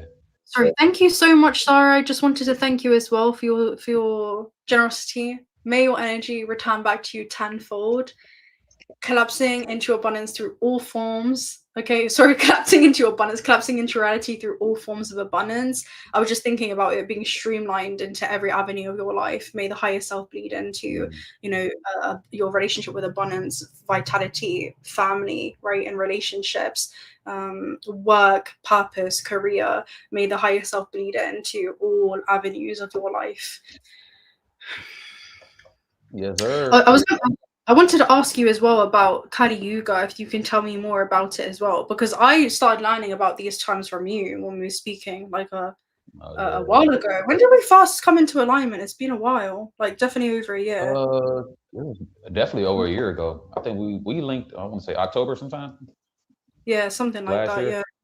Yeah. Yeah. So yeah, Kali Yuga, that began, that started to end towards the end of 2023. They say 2024 is when it reached its apex, so to speak. So Yeah. now we're moving into what they call the Sata Yuga, where it's basically the return of spirituality, spiritual essence, truth, harmony, divine alignment. You know, just they call it 5D, 5 density, age of Atlantis. You know, just the state where we were at the beginning, in terms of just realizing that we are spirit, realizing that we are the light, the children of light. And you know, I would say this is the darkest. We coming out of the dark age, is for the most part.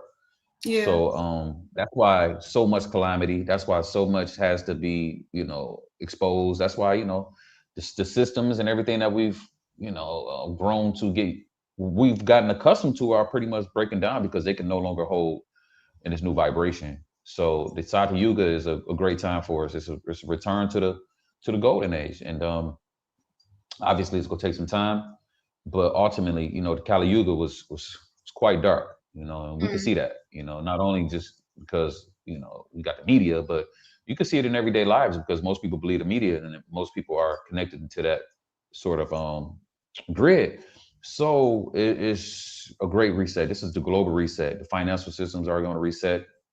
I'm not an expert in that field, but I do believe that it will become more of a fair system for people. Yeah. You know, I believe spirituality is, we can see it now. You know, it looks kind of crazy, but more and more people are becoming more spiritually conscious, more and more independent.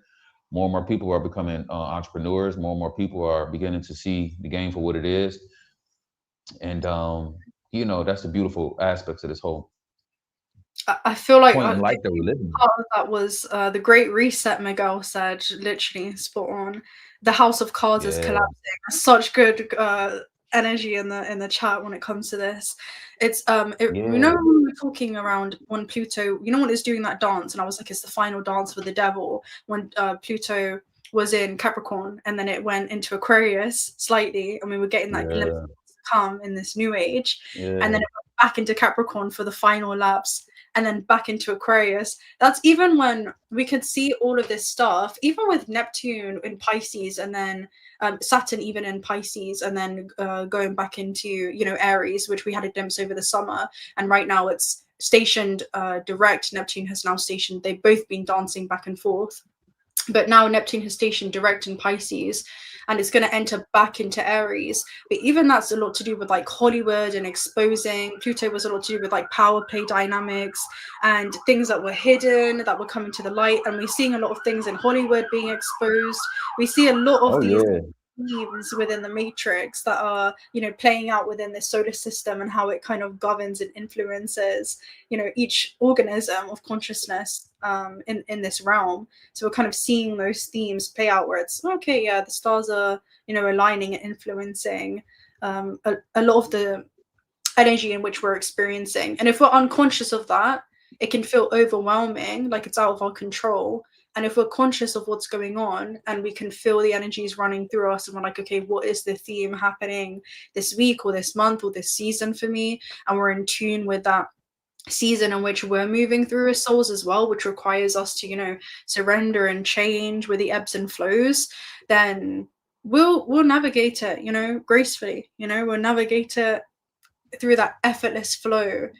But sometimes it can feel overwhelming when we fall out of alignment with ourselves and our connection, because our body's Man, telling what? us what's happening, you know. Our fears are sometimes telling us the themes that are happening as well, not just subjectively, but collectively. Mm. You know what I noticed too is like it's almost like I feel like source is regathering itself in all forms. Even the ego has to ascend. Even the most darkest forms of life is being called to come back into its natural state and natural habitat at this point. So Yeah. it's just one of those things where source is like, all right, we've experienced so much. You know, I'm sure. I mean, overall, collective omnipresence has experienced so much to a point where it's like, all right, this is the homecoming. Yeah, It's yeah, like, all yeah. right, it's like the whole cover. So it's kind of like, all right, bring your ass back home, man. We didn't play it around in that reality for too long. Now it's time for us to get back to who we truly are, you know? Yeah. I feel like we've spoken about that concept as well, where now it's sending fractals of consciousness or fractals of awareness into the system just to spread that energy through the masses to try to bring as many pieces, right, many fractals back. But then Yeah. data that's being, you know, kind of collected and restored and also sent through our experiences as well. So each fractal is Hmm. really valuable to, you know, the whole. All subjectives make up the whole anyway. So we're just experiencing ourselves through the illusion of separation. Right. And you know what I almost feel like too is like, all right, good game. All right, it's time to like let's reset this whole thing because Yeah, let's come back y'all down. started thinking this shit was real. Y'all, we're supposed to be play fighting, then y'all really start fighting. You know what I mean? Yeah, Let's start over. And so that's the energy we talked about from the beginning of the live. It's like, okay, it's time to just start over. yeah, that was like it. That was like the, you know, it's like, all right, it's just time to like clear everything out. Let's go through a reset. Clearly this let's isn't let's working. let's let's let's We've start this gone thing through over. this timeline, you know, and it's cool, It's everything. too much going on. Even I source get like, yeah. Let's bring this thing back to to the center space because this shit getting out of hand. all right, everyone backstage. Let's go. We're drawing the curtains for a minute. We're gonna have a scenery change, and then we're gonna try this again. Okay, just better Yeah, this yeah. time. Let's get some water. You know what I Yeah. mean? Have a break. Time this thing out for a bit because and that's what we feeling. You know, and it's crazy because it's like maybe perhaps people who that's not aware about the shifts and stuff like that. Maybe they don't feel it as much. They just kind of just go about it as as normal. But you know what I had to discover too. Sometimes when we're so like let's just say active in our spiritual journeys, sometimes we feel like everybody is in on the same type. Sometimes I'll be forgetting that there's people that don't know nothing about any of this. Mm-hmm. You feel me? And I might be having to remind myself, like, oh, because somehow I created a world where I do pretty much stay tapped in with people who are a little bit more conscious and aware. Yeah, exactly. You know, I'm not oblivious to people that's out here, but it just sometimes I be forgetting. Most people don't understand what a Kali Yuga is or a golden age or any of that. I mean, they Yeah. don't. Most people might not even know their zodiac sign. So it's kind of like, really holding compassion for people because they might not necessarily care about it. So that's the What do reason you why we think do have to that have is? people here who care. What do you feel that is for souls that incarnate into this realm? Do you feel like maybe it's the first kind of lifetimes on Earth, or do you feel like they're in Mm, their own stage of evolution and they're still yet to kind of, remember that yeah, connection? Because I've seen it happen with people really later on in life where they end up coming online really, really quickly, but it's after like a yeah, huge event. And I feel like trauma, or what can be traumatic, is things that we feel like we're disconnected from and we don't fully understand the reason for them on an energetic level. But I feel like those moments of even like death, near death experiences as well, that those are moments where the human condition lifts and you come online. You literally see yeah. life through the lens of the soul and you understand this experience from a deeper level.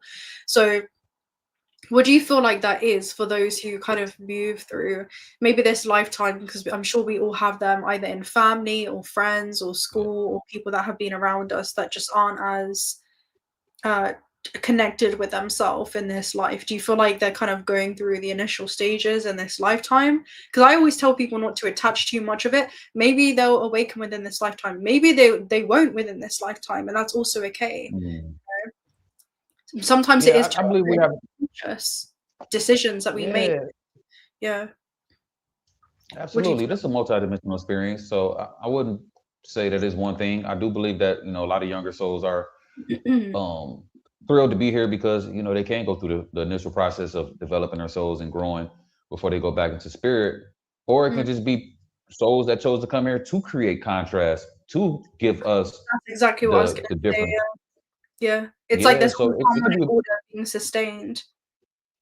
Yeah, you can't know one thing without knowing the other. So there's some elements to younger souls, and then you might have older souls who just came here just to cause havoc, Yeah. so that you can become the greatest version of yourself through that experience. So it's Mm. so many different things. I really can't even pinpoint to one thing though. But Li uh, Lioness said, sorry, she said, "I call them 50 percenters."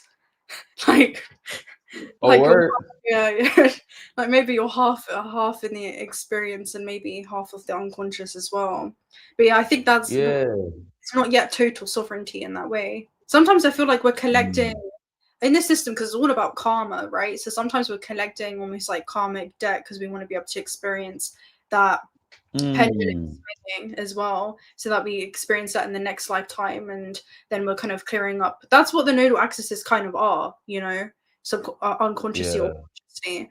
And then we get to a point where there is no karmic debt owed or karmic credit even due. We're in that place where we're basically tying up loose ends, and that's what numerical 9 is all about as mm, well. We're tying up loose ends when it comes to your relationship with this matrix, which is the illusion of separation. Instead, you're living in right, this realm through a lens of like unified consciousness, where you recognize right. everyone as you and also you as everyone. That's a And I think beautiful way of looking at it. that's, I think that's one of the best ways you can look at it. Is like, listen, we know this is a game. We yeah. understand it. I know why you acting like that, and just really hold that type of love for people because it's like somebody has to be able to carry that type of vibration. You know what I mean? When it comes to us understanding that this is a school for the soul. It's a video game. It's all of these things. It's a stage play. We're all playing roles. We're developing our character. Our souls is using this character in order for us to grow the soul through many experiences. So just understanding that can make the journey a little bit lighter as well. You know. Yeah. Um, 5D said, when we speak of contracts, it seems close to redundant because you are aware but not consciously aware of how to fulfill them. What would you say about that? Mm. I would, you know what? I would just ask. Sometimes, Yeah, yeah, asking, yeah, yeah. just ask. Okay, what am I supposed to be learning from this situation? Okay, yeah, exactly. What am I supposed to learn from this situation? How can I shed light on this circumstance? How can I grow in this circumstance? It's all about asking the right questions and knowing that the answers will come when they're supposed to come. They might Yeah, come right. They may come right after you ask, but it might show up, and you just got to be paying attention, and realizing that source, spirit, universe is always communicating through many means. It might be something you might overhear somebody say something in a line at the bank. You be like, "Oh, snake, just answer my question." You know what I'm saying? So it really boils down to you just asking. Asking, you shall receive. And if I'm confused about something, I'm like, "Yo, what's up with it? Like, where we at with it?" I really talk to my spirit guy, like, "Yo, mm, what we on, man? What is this?" And you can What type actually, of time are we on right now? So it's yeah, like, you know, yeah, 100%. Because you need to know, did you attract it from love or did you attract it from fear? Because that's going to tell you if it's something karmic, then you should be able to actually identify the influence or the patterns that you've seen. Are you attracting the same kind of energy through a different body? That's how you're going to know. Because karma is about that loop. Free will yeah, and higher octave soul contracts are a little bit different, but they're both for experiential participation. Like you could participate in a soul contract and then come to a place where it's like, okay, I no longer actually want this contract. I want to be able to experience things based for free will, and you can choose to dissolve it. It really can yeah, happen that easily, but sometimes we consciously wouldn't enter into a contract had we known the purpose for the fainted encounter in the first place. Like if we were unconscious and we attracted someone from a specific wound that was going to hurt us again and again until we decided to no longer, tolerate or let's just say maybe it was teaching us boundaries, right? And maybe we had poor yeah, boundaries or poor confrontation, and we just be able to, solar plexus, maybe it was that type of wound, harbor onto resentment, and it's not that you were even resenting this other individual, you were actually slowly resenting yourself for not putting up those boundaries. So it's going to depend on almost like the chakra and if that was balance or imbalance. But sometimes it's like you will be blinded until you're able to actually see it from a spiritual lens. That's the way that I see it. hmm, And afterwards, absolutely. and sometimes you won't even know at first. Like even if you just know in your soul that it's time to, for example, it's not personal, it's just vibrationally, you're not aligned with someone anymore, and it can come to a point where I was going to say something. Hold on. Sometimes it triggers us to not break us but awaken us, but every encounter is like a chance to learn, it's a chance to grow, and even the most painful circumstances can become valuable teachers because there's always been a part of us that's unaffected by what happened in that circumstance. Really, there's a part of us that's untouched by the things that happen in our space-time continuum journeys, and that is the still observer. It can be the ego. If you're humble enough to kind of learn, then you'll be able to see it through that lens of enlightenment, which is see it through a light being and also recognize another person as that light being too. So it can, it can vary when it comes to the different kind of octave, but you can, for example, maybe even there's different kind of there's a refraction mechanism that can happen where there's certain colors in the color spectrum that we're not able to see from the human eyes, and it connects to more of the emotional data because there's always information behind the emotion. So how does this person make me feel within my body? What arises within that moment? And often it's after the experience that we actually begin to absorb that data, because we've been able to integrate it. We can see it from a higher level of understanding because those emotions aren't clouding our vision anymore. We're able to see it from more of a Yeah, neutral point. And finally, then we kind of see it through the lens of the soul where we can process that data. And it's like, okay, this was actually the resonance that drew this individual towards me. And they were a mirrored reflection. Where they soul contract, where they karmic, it's up to you. But each soul contracts, that all, even with extraterrestrials as well, that was something that was huge for me in ceremony. I was getting all these different kind of beings that were coming, and they were all offering me these different timelines. And I even tuned in, Mo, with your one, as I told you, where they showed me like what was going on with you and everything like that. And I realized when I put myself in the state of the observer, I was all of these other beings. I was yeah, that extraterrestrial, I was this, I was that, I was all these other beings. And from that place of the observer, from that stillness, they all dissolved. So it can mm, be really easy to fall into the illusion of separation and feel overwhelmed by what does this person mean, this character mean when it comes to the story of my life. Instead of focusing on the story that unfolded or even the character itself, we can just focus on the wisdom that we're kind of extracting from that. What are we learning, right? What was the opportunity or invitation for us to learn? And that will be integrated more yeah, through time. Even if you don't know what that is yet, sometimes I've been in situations where I'm like, I don't know what it is yet, but I know that there's a lesson in this, and I know I will see it. yeah, So when you see it from that perspective, and it's not just it's you versus me, or this person did this, and we begin to, allow that history to kind of, or emotional lens to cloud our intuition, time, all things heal within time. And the thing is, time is not linear, it's spherical, which means that we'll come back to that same circumstance with a deeper level of understanding. Maybe there's like 3 years ago, I thought that this person played a certain role in my life. And then 2 years, 2 years ago, I see, oh my God, they played a completely different role than how I thought, because then it connects to this. And then this other person. And then like 6 months ago, oh my God, they played a completely different role than it was way more important than I thought it was 2 years ago. So that will continue. That's crazy.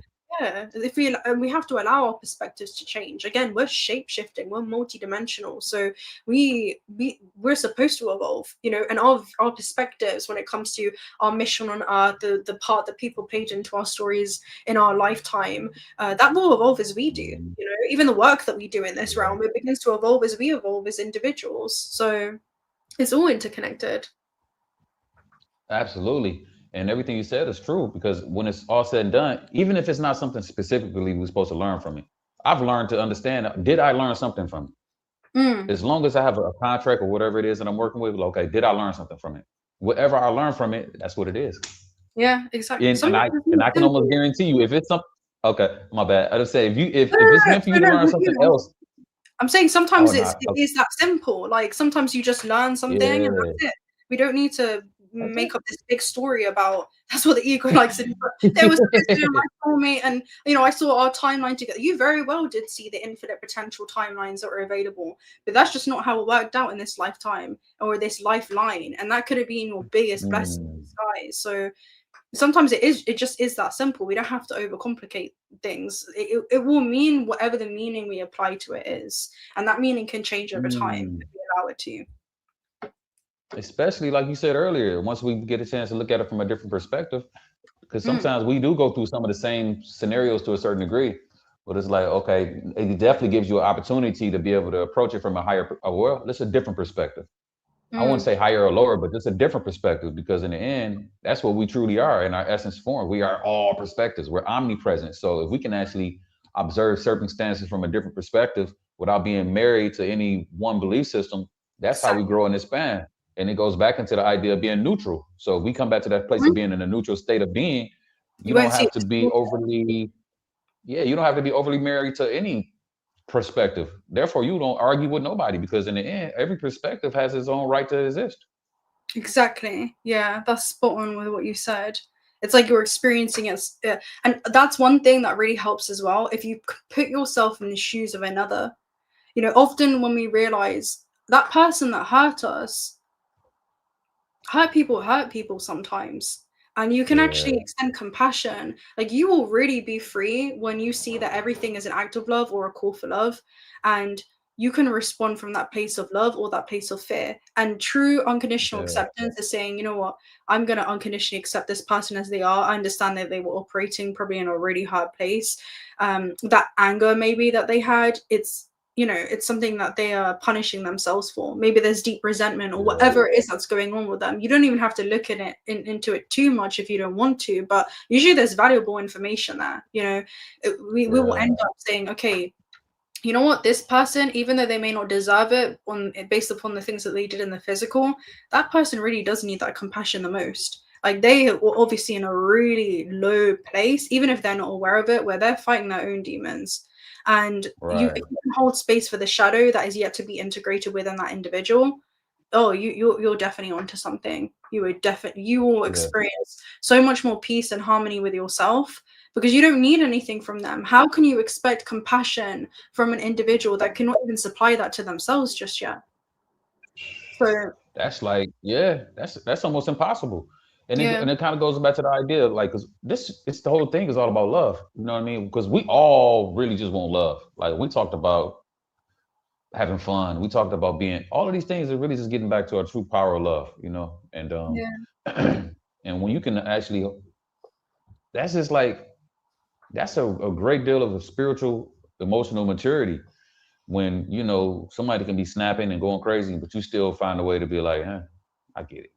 Yeah, I was just speaking about that earlier, where I was saying that's the beauty of the third dimension. A lot of people say, oh, 3D, but 3D in the lifetime that we have here, there is a beauty in it, because you get to consciously, okay, let's just slow down. Let's just say someone's called you a name, okay, or they've just said something like let's just say they've called you out for something that you haven't done, or gaslit you, even better, right? Let's just say someone's gaslit you, they've made you question your reality, okay?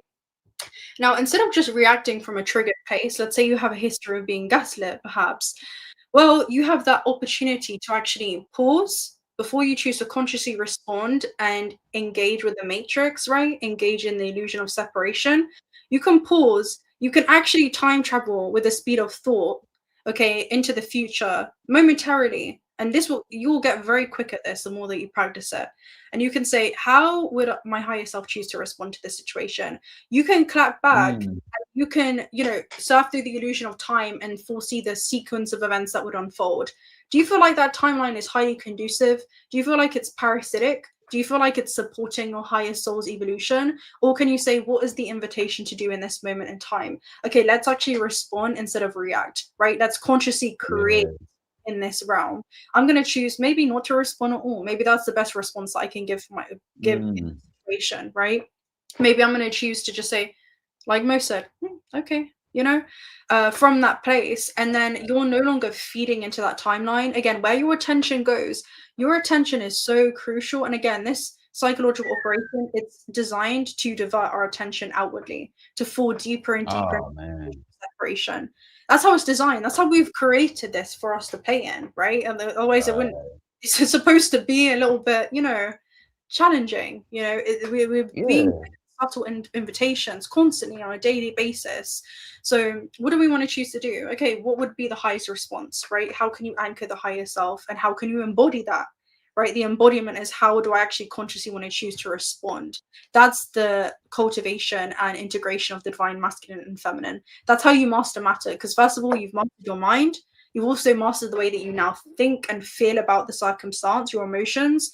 Now you master the way that you engage consciously, intently, and lucidly with matter, because now you're consciously guiding your life towards your chosen selection of timelines.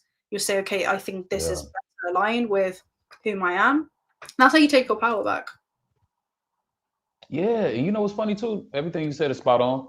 I know you've heard the phrase, be like, "Yo, I'm gonna give you the same energy you give me." And I don't necessarily subscribe to that. No. Yeah, I'm giving them the same energy they give me. I'm just like, I would much rather not give them no energy at all than give them the same. If they give them they just say they're giving off bullshit energy. So now I'm going to give off bullshit energy and create more of a ripple effect of negative energy, because what? I want them to feel a certain way. Like, nah, I'm at a point now where it's like, I won't even give them no energy at all, instead of me like stooping to their level to create anything that's out of alignment with the truth of being in a, let's just say in a balanced, optimal state. Because I'm not about to add fuel to the fire. Exactly.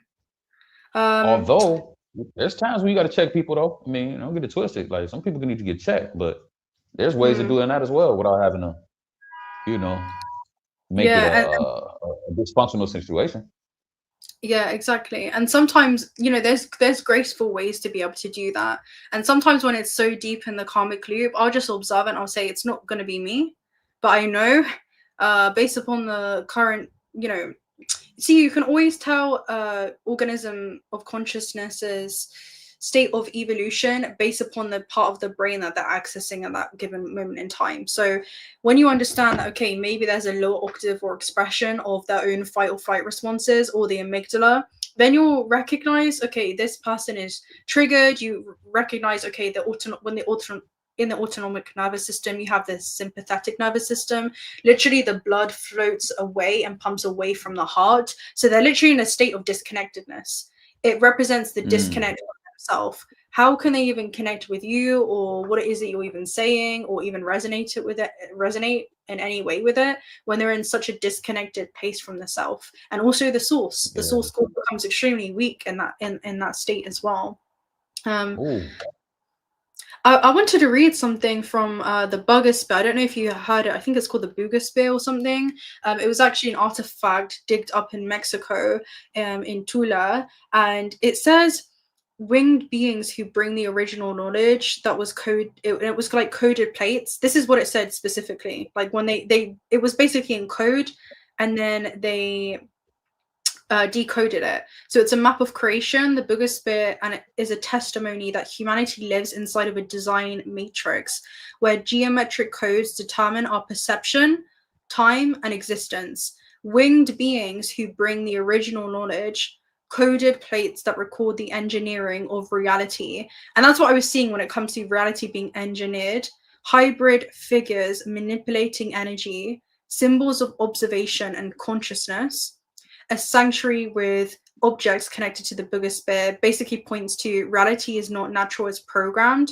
And these artifacts are fragments of the language that sustains it. It talks about we live inside of a constructed sub-reality, not the original plane.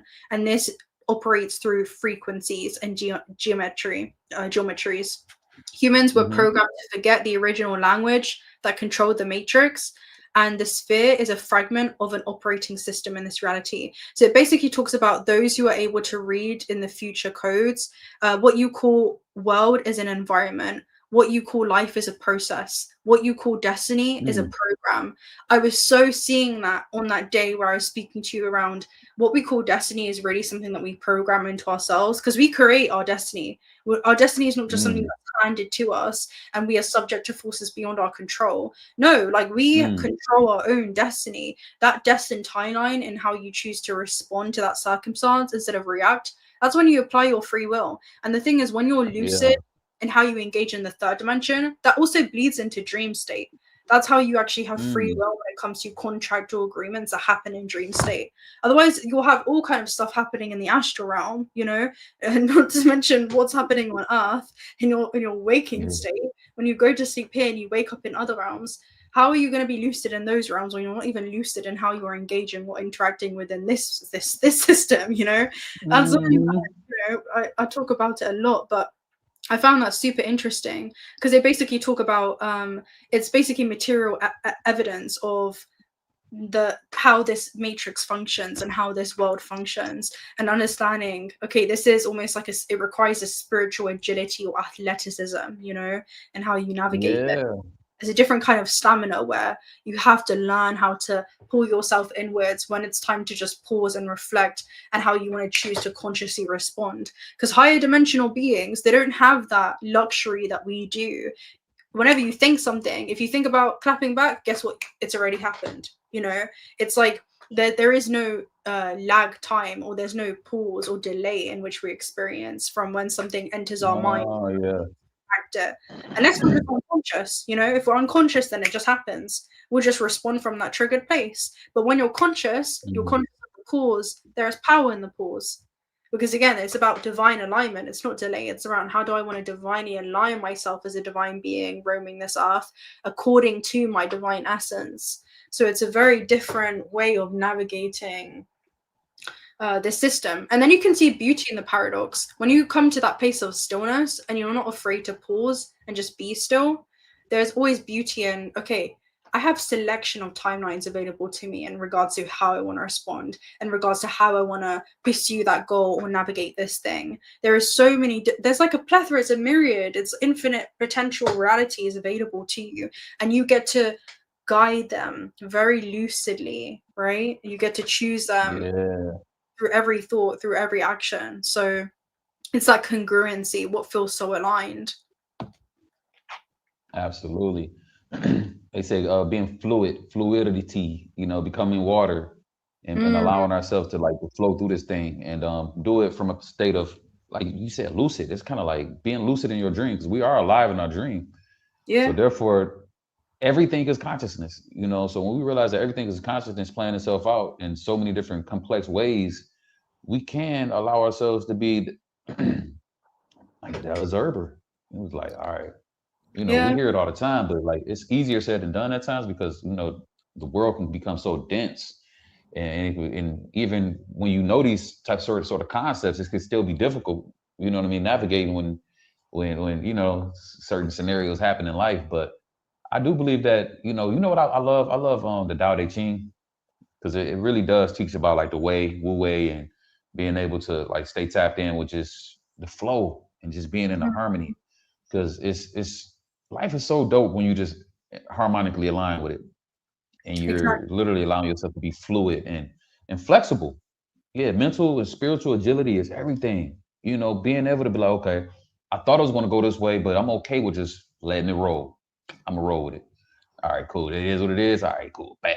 You know what I mean? And just being so freaking open-minded and flexible when it comes to just how things transpire without having to think that it's supposed to happen a certain way. But we have infinite timelines and infinite ways things can actually work out. So why get so caught up in it having to be one way when we can actually experience it in ways that we've never experienced before? Yeah, exactly. And when you said that, I was just thinking about it's so true. It's so easy to fall asleep in this dense plane.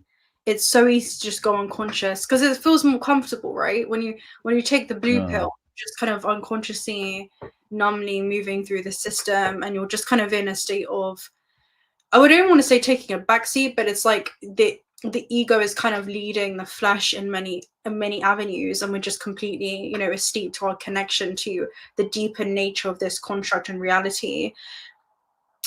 It you're not really aware, but when you're conscious and you're lucid and you are able to wake yourself up within density, and you can do lucidity checks again and again and again, like, oh my gosh, I just fell asleep. Okay, how many times did I fall asleep today? Was I conscious in everything that I was doing? Was I aware when I was mhm.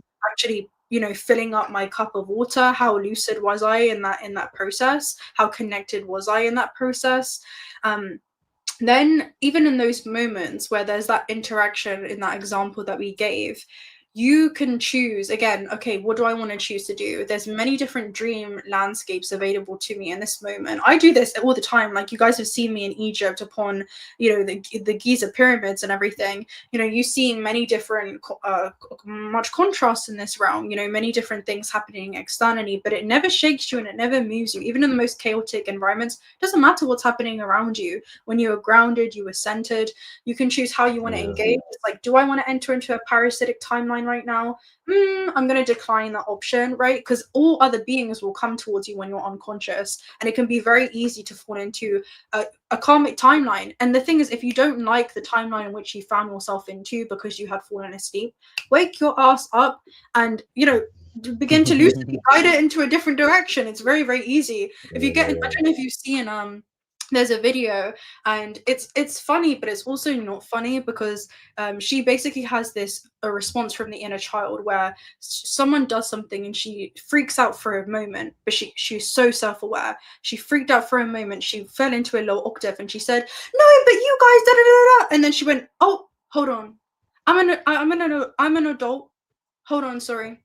And then she just catches that, she just chooses, okay, I was just in that timeline where I was, you know, operating from a wounded unconscious place. She pulled her energy back and she said, oh, actually, I'm going to choose different. You can wake up like mid argument or like mid sentence, say, actually, I'm just going to walk away. It's like, I don't have to, you know, you don't have, what timelines do you want to entertain right now? That's really what this is, and how Yeah. confident are you in that?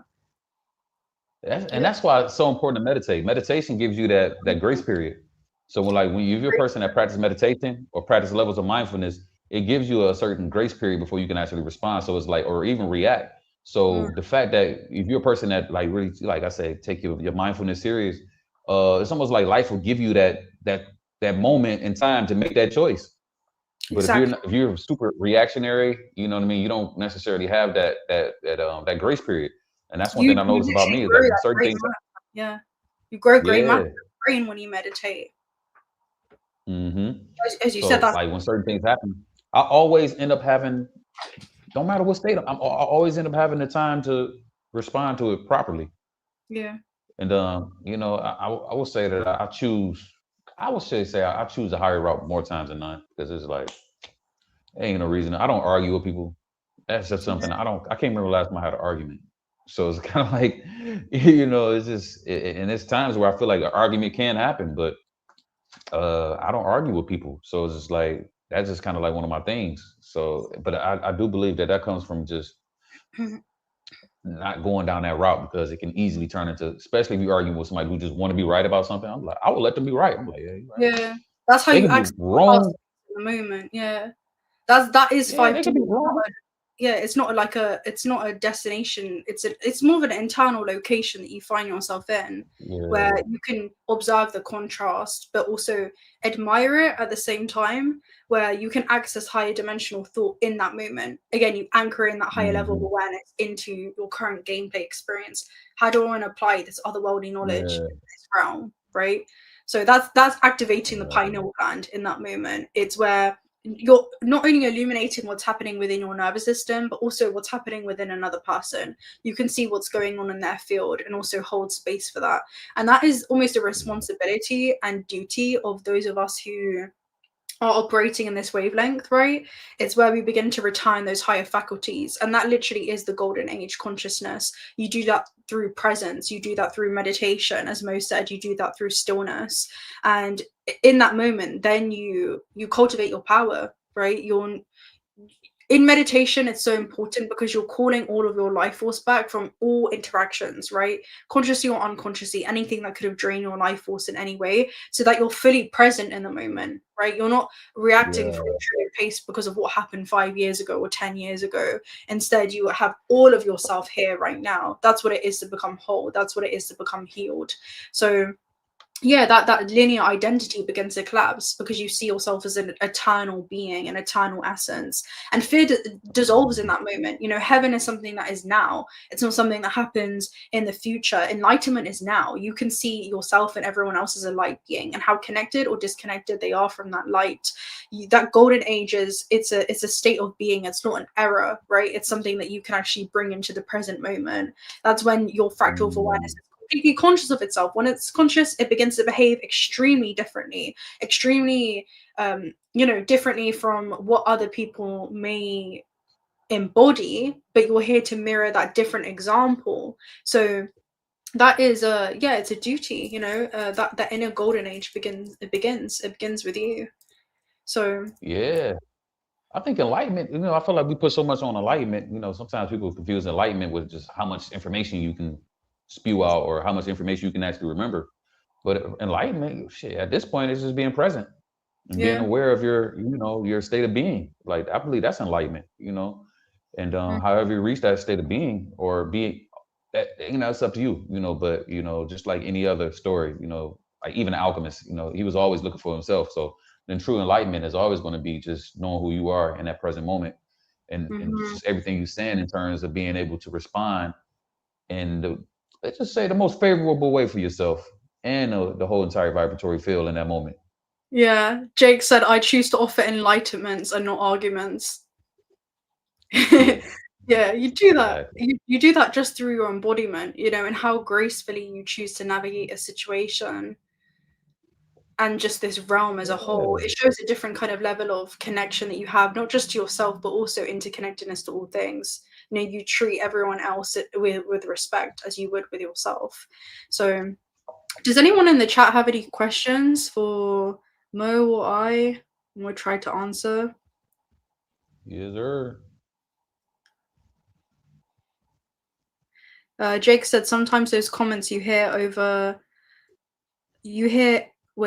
overhear stick with you for months and you ignore them, and then bam, you walk through a portal and that comment pews through your head again. Then you see your guides work. Yeah. Yeah, sometimes you don't you sometimes you think that you're healed from something, but to truly be healed is to look back at a circumstance and the moment that once triggered you so badly, and you don't really feel anything at all. You're able to just Mm, completely extract the wisdom from that experience, and you see it through the lens yeah, of wisdom instead of the lens of pain, right? Are you reacting from the wounded self or the one who has maybe understood? Again, one thing that has always helped me, especially in meditation, is putting myself in the shoes of another. When you really tune into the field and see that point of resonance, you can't help but, at least I've always come to that same place, and I know Mo has as well. You can't help but do anything else but actually love them. Like, you truly yeah, send compassion for the individual because you understand, oh my hmm, gosh, like they are in a really dark place sometimes, depending on what has happened in yeah, the circumstance, or they're just completely unaware of actually how those wounds are manifesting in their life and the reason Yeah, behind why they've done those things. We can hide from ourselves. We love to play hide and go seek with our ego sometimes. for So sure. yeah, when you see that, it's yeah, Steve Love said, I don't believe you can do light work without first doing dark work. Exactly. It's not all just Yeah. light and love in the, community. It's it's Light work I is feel dark work. I mean, it is what it is. Dark work is light work. Light work is dark work.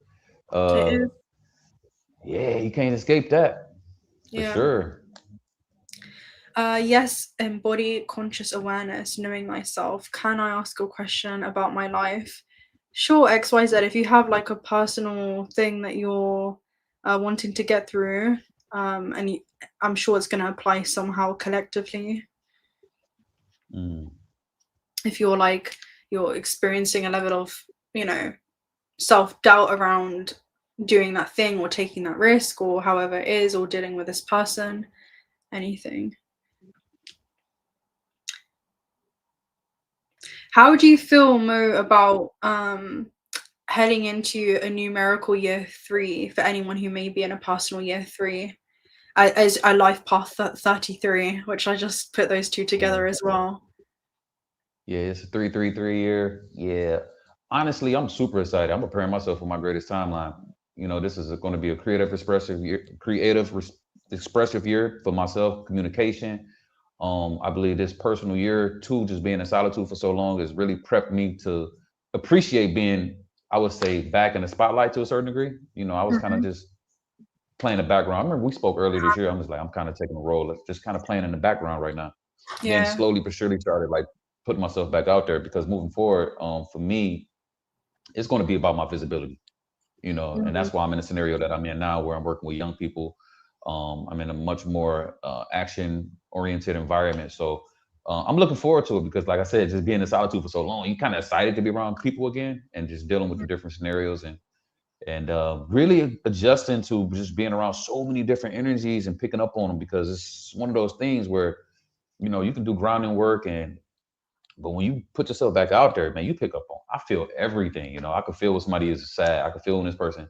So it shows me how much more grounding that I need to do. But I'm super Mhm. excited because I feel like this is going to be like a breakout year for me.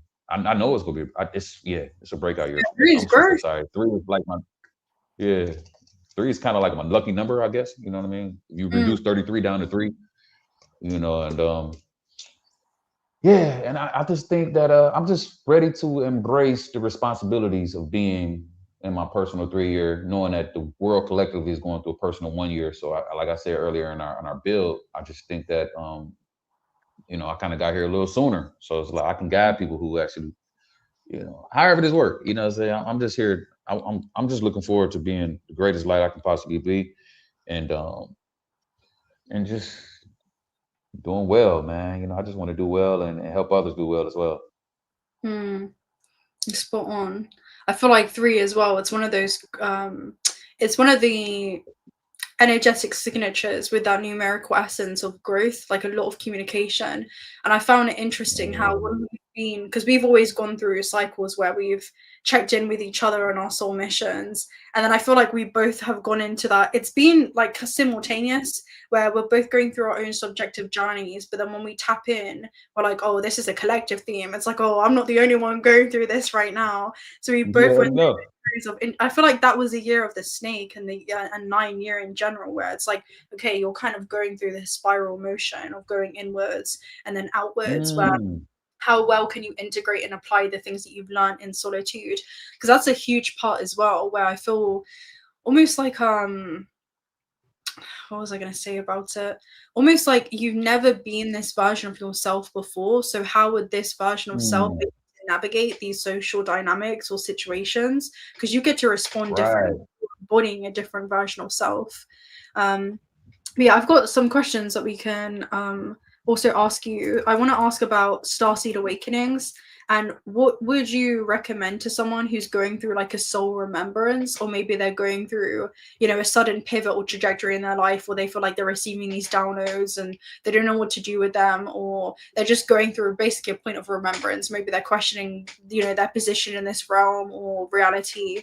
What would be through your channeling, what do you feel like these individuals and individual organisms of consciousness need to know at that stage of their evolution, even if they've been through it and they're going through like another almost like submation, if you will, like they're being re-immersed in it much deeper, how you go through those cyclical cycles and they're trying to navigate that. Man, get that notepad. Get you a notepad. Write it out. I don't care what it is. Just for real, for real. It's better than just keeping all this stuff bogged up in you. For me, when I'm going through like heavy shifts in my life, I'm writing crazy. Like I'm running through notebooks every month.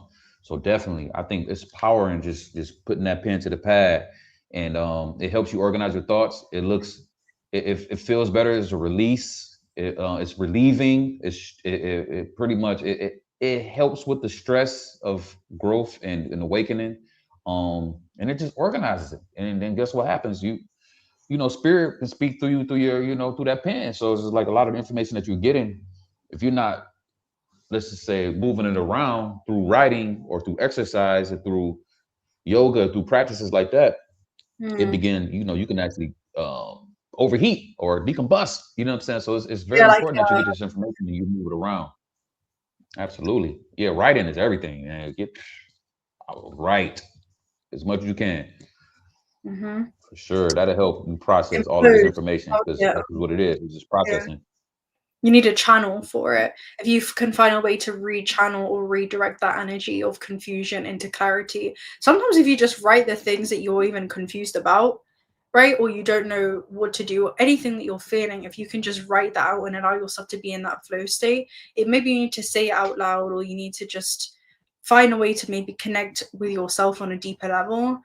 I feel like there's also guides that you can connect to when you do that. You'll kind of see what lies, because you have different realms of consciousness that you'll move through, and occupying each one of those dimensional planes can also be other guides that you can call forth if you do feel like you need what appears to be an external guide, but it's also a manifestation of your subconscious mind. Those things can also help as well.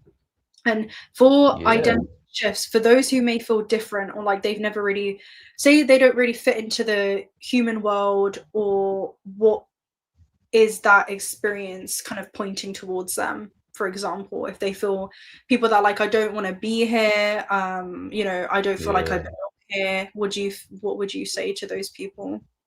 Yeah. I feel like we all go through those moments. Those are very challenging moments where the times where I felt that way is almost the times where I didn't feel like I was being I was useful.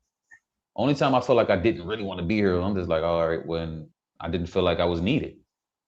So Mm, it really boils down to the idea of getting back to your purpose, and mm, obviously gratitude, gratefulness and gratitude, but really getting to a point where you really hone in on what your purpose is.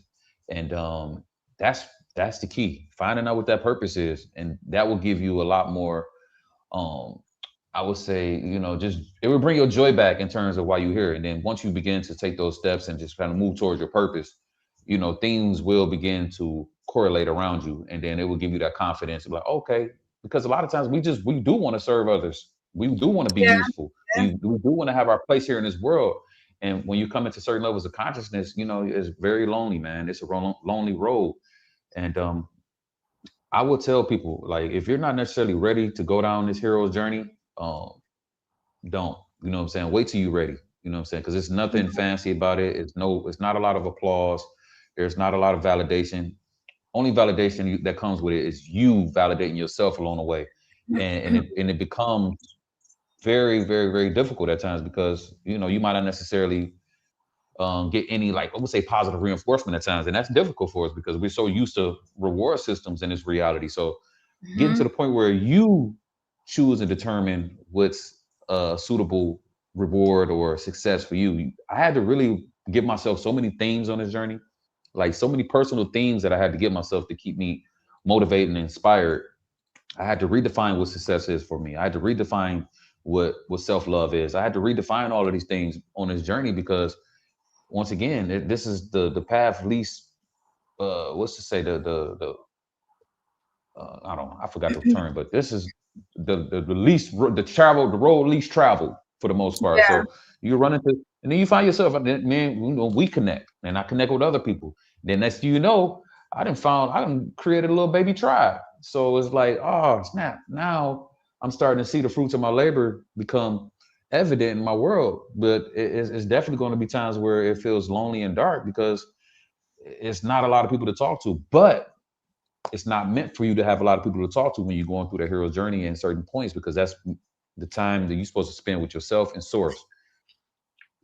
It's amazing how when you're really going through some of these dark times in your life, when you call somebody, they don't pick up. You waiting on, but it was always meant for you to figure it out from within, and Mm. then you get the phone call. Yo, what's bro? How you doing? It's like, oh, shit, I'm good, nah. But you had to really Reinforcing. validate that for yourself. Yeah, and then Even the external help comes later. It's difficult, man. It ain't always easy, but once again, it's worth it. It's 100% worth it because Mhm. there's nothing better than knowing who you are in this reality. I deeply resonate with that as well. I was speaking about that with a friend actually, Stephanie, that was in the chat a few weeks back about sometimes we just want to feel useful. Like sometimes we just want to be able to be of service. And when you're in that depressed state, oftentimes, like if you're experiencing depression or moving through hard energy, it usually can stem from feeling like you're not of use. And she was talking about something subconsciously that happens within an individual when they can be of service, even if just in a small way, like, okay, can you help me, pick up this and this, or help me, grab that, or whatever it is, even if it's small. Can you pass me the water? Can you do anything in such a small way? Those acts allow you to actually connect with others, and then you feel more deeply connected to yourself because, oh, you are actually useful. And I felt that at the end of my ceremony where I was sitting and there was this complete awe and admiration of this whole construct because I was shown how the whole system worked in the matrix. And I was just sitting here in complete, again, just gratitude of, oh my gosh, like this is really a playground for us to play in. But then there was also this sense of nihilism. And then I realized, oh my gosh, we actually have purpose because it's something that drives us in this realm. Without purpose, we don't have meaning. Mm, Without purpose, our life completely loses that meaning. So if we can right. allow that purpose and whatever that destiny is that we want to create for ourselves in this lifetime to be something that grounds us and anchors us, that will be exactly that. It will be your anchor. That will be your anchor whenever you feel like, things outside of you are kind of, again, you're falling unconscious to things outside of yourself. You'll draw your energy back inwards, and that will be the thing that allows you to feel safe and secure and stable in your body. You'll be in your body because you're 100% sure on what that mission is. There's nothing else. There's no other doubts. There's no other, it doesn't matter what someone says because you are sure within your body. You are sovereign. You have that head and heart coherence. They completely march in the same direction. They're not incongruent from one another. You are married to this intention that you have for yourself in this lifetime, and that is the contract with marriage. um yeah. someone said Absolutely. something Well said. Someone said something, there was a question, let me see. First of all, Lioness said, I had a meditation and I was hearing these words. When I translated it, it was Sanskrit. It felt so familiar. These beings were calling me to rise and release fear because it was beneath me. It was deep. That's crazy, Lioness. That's Mm, literally like, those are the messages that can come through. You'll be surprised. Jake had a question and said, mm. relapse is often triggered. Who and what is mirroring your subconscious? What do you have to say about that, Mo, when it comes to relapse, when it comes to maybe addiction to a substance because of the biochemical Mm. reaction and response within the body? What do you feel like that Man, on a that's a, soul level is? Do you feel like it could be? He said, through my addiction journey, I've brought so much light to some of the lost souls, including myself. What do you yeah, feel like man. that's inspiring? Yeah.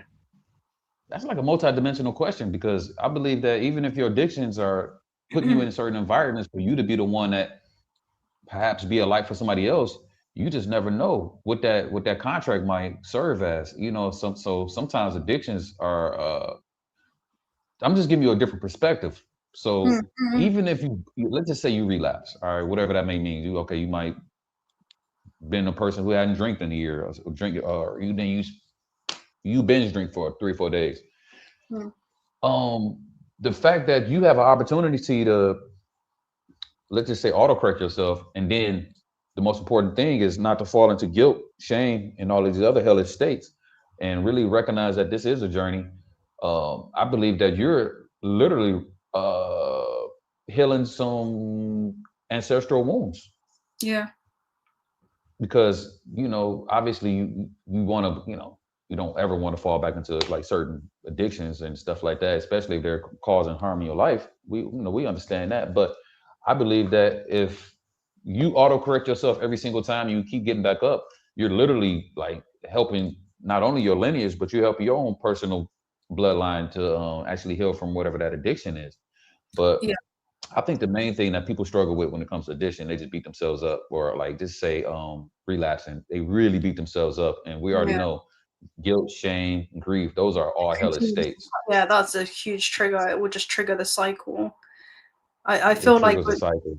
yeah, you're spot on with that, where your ancestors continue. There's so many souls that continue to express themselves through you and also live through you. And if there are unconscious wounds, that will literally show you what the ancestral wound is, that you're actually, Mm, you have the exact tools within you to alchemize within this lifetime. So that could be a whole lineage that comes from wounds of possible abandonment. I bet you'll see that also yeah, mirrored, and subconscious triggers when it comes to people that you'll meet. There will be abandonment wounds. There will be maybe rejection yeah, wounds, maybe not being chosen, or feeling like you're being judged, or maybe you're feeling unseen in some kind of aspect of your life, and that becomes a form of escapism. Often yeah, people fall into that escapism tendency because they want to numb out what it is that they're feeling within the present moment, because it feels uncomfortable. It always comes from some mm, type of source. So it's not that other people are the cause, but they can mirror those wounds to you, that can end up mirroring where it is that you actually abandon yourself, right? And where you need to show up for yourself. It can show where there's an aspect yeah, that you feel shame about when it comes to, okay, maybe you've come back to the bottle, or you've come back to whatever it is that you want to be able to, escape it into, and you kind of reject yourself in that moment. So you have to accept even that octave within you, that, okay, maybe I'm addicted, and that's okay. What you resist will mm, strengthen. What you accept will yeah, neutralize the energy instantaneously. And what you surrender to, which is, okay, I'm surrendering to the fact that I'm accepting all of me, not just a part of me, because I feel like this part's going to yeah, be accepted and this part isn't. I'm not going to judge myself, right? That's the biggest part. I'm going to see myself, yeah, and I'm going to see all of myself. And that's what the real shadow integration is. Because the paradox is, you can't change unless you accept yourself exactly as you are. And you can't shame yourself into change either. You have to get to a point where you decide to fully love yourself into change. And that's because you're loving yourself and accepting yourself, even the version of yourself that has done that thing. Does it make that you're making excuses for relapsing or going back, but it's saying, okay, what am I going to do? Every new day is a new lifetime, as far as I'm concerned. You don't have yeah, to bring those thoughts of, okay, what has happened? Let's start fresh. Every moment can be a new lifetime. Just snap your fingers and say, right? Dorothy taps her red heels, she goes back home. Isn't that? And then the yellow brick road is the nerve, is the vagus nerve, right? You're not in a fight or flight response. You can feel safe in your body, right? Be in your body fully. And the old self yeah, the biggest trigger. It's like we'll even look back at photos of ourselves from that time, and we'll see our past mistakes, or we'll see that past identity and those past coping mechanism senses, and that's what our body remembers. Our body yeah, actually has that memory, holds the memory of, that is what had brought us a sense of comfort. Eventually that sense of yeah, comfort, there will be a discomfort within your comfort zone, because that no longer supports your soul's evolution. But again, as Mo said, sometimes we're drawn back into certain environments, and there can always be a blessing within that experience. Maybe within that environment, that person wouldn't have met you. You wouldn't have formed that yeah, friendship. You wouldn't have formed that alliance. Maybe that you go back into that environment, and sometimes we do that just to see that it's not for us anymore. Other times we're still kind of yeah, outgrowing those behavioral patterns, and maybe it's something that someone says to us that finally clicks, right? Or it's something that we remember the yeah. next time that we have the bottle, but then we choose not to drink from it in that moment. The moment that Mhm. you're conscious and you choose different. So yeah, um, yeah, that's what I have to say. It's usually familial emotional states. A lot of the times, it gives you a full sense of comfort and safety. Yeah.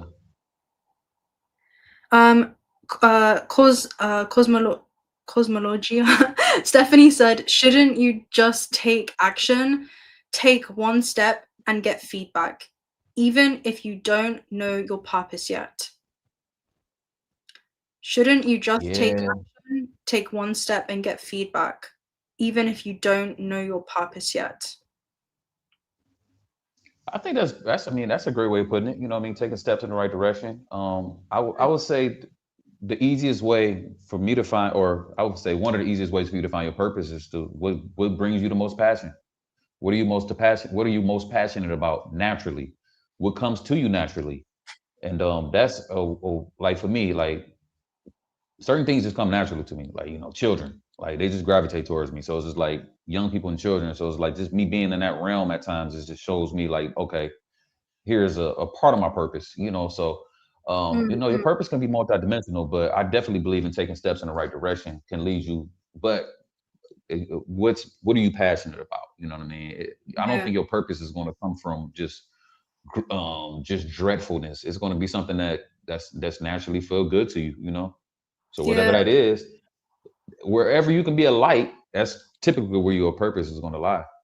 So if Mm, you're a chef, you love cooking, you love making people happy through different meals and designs and stuff like that.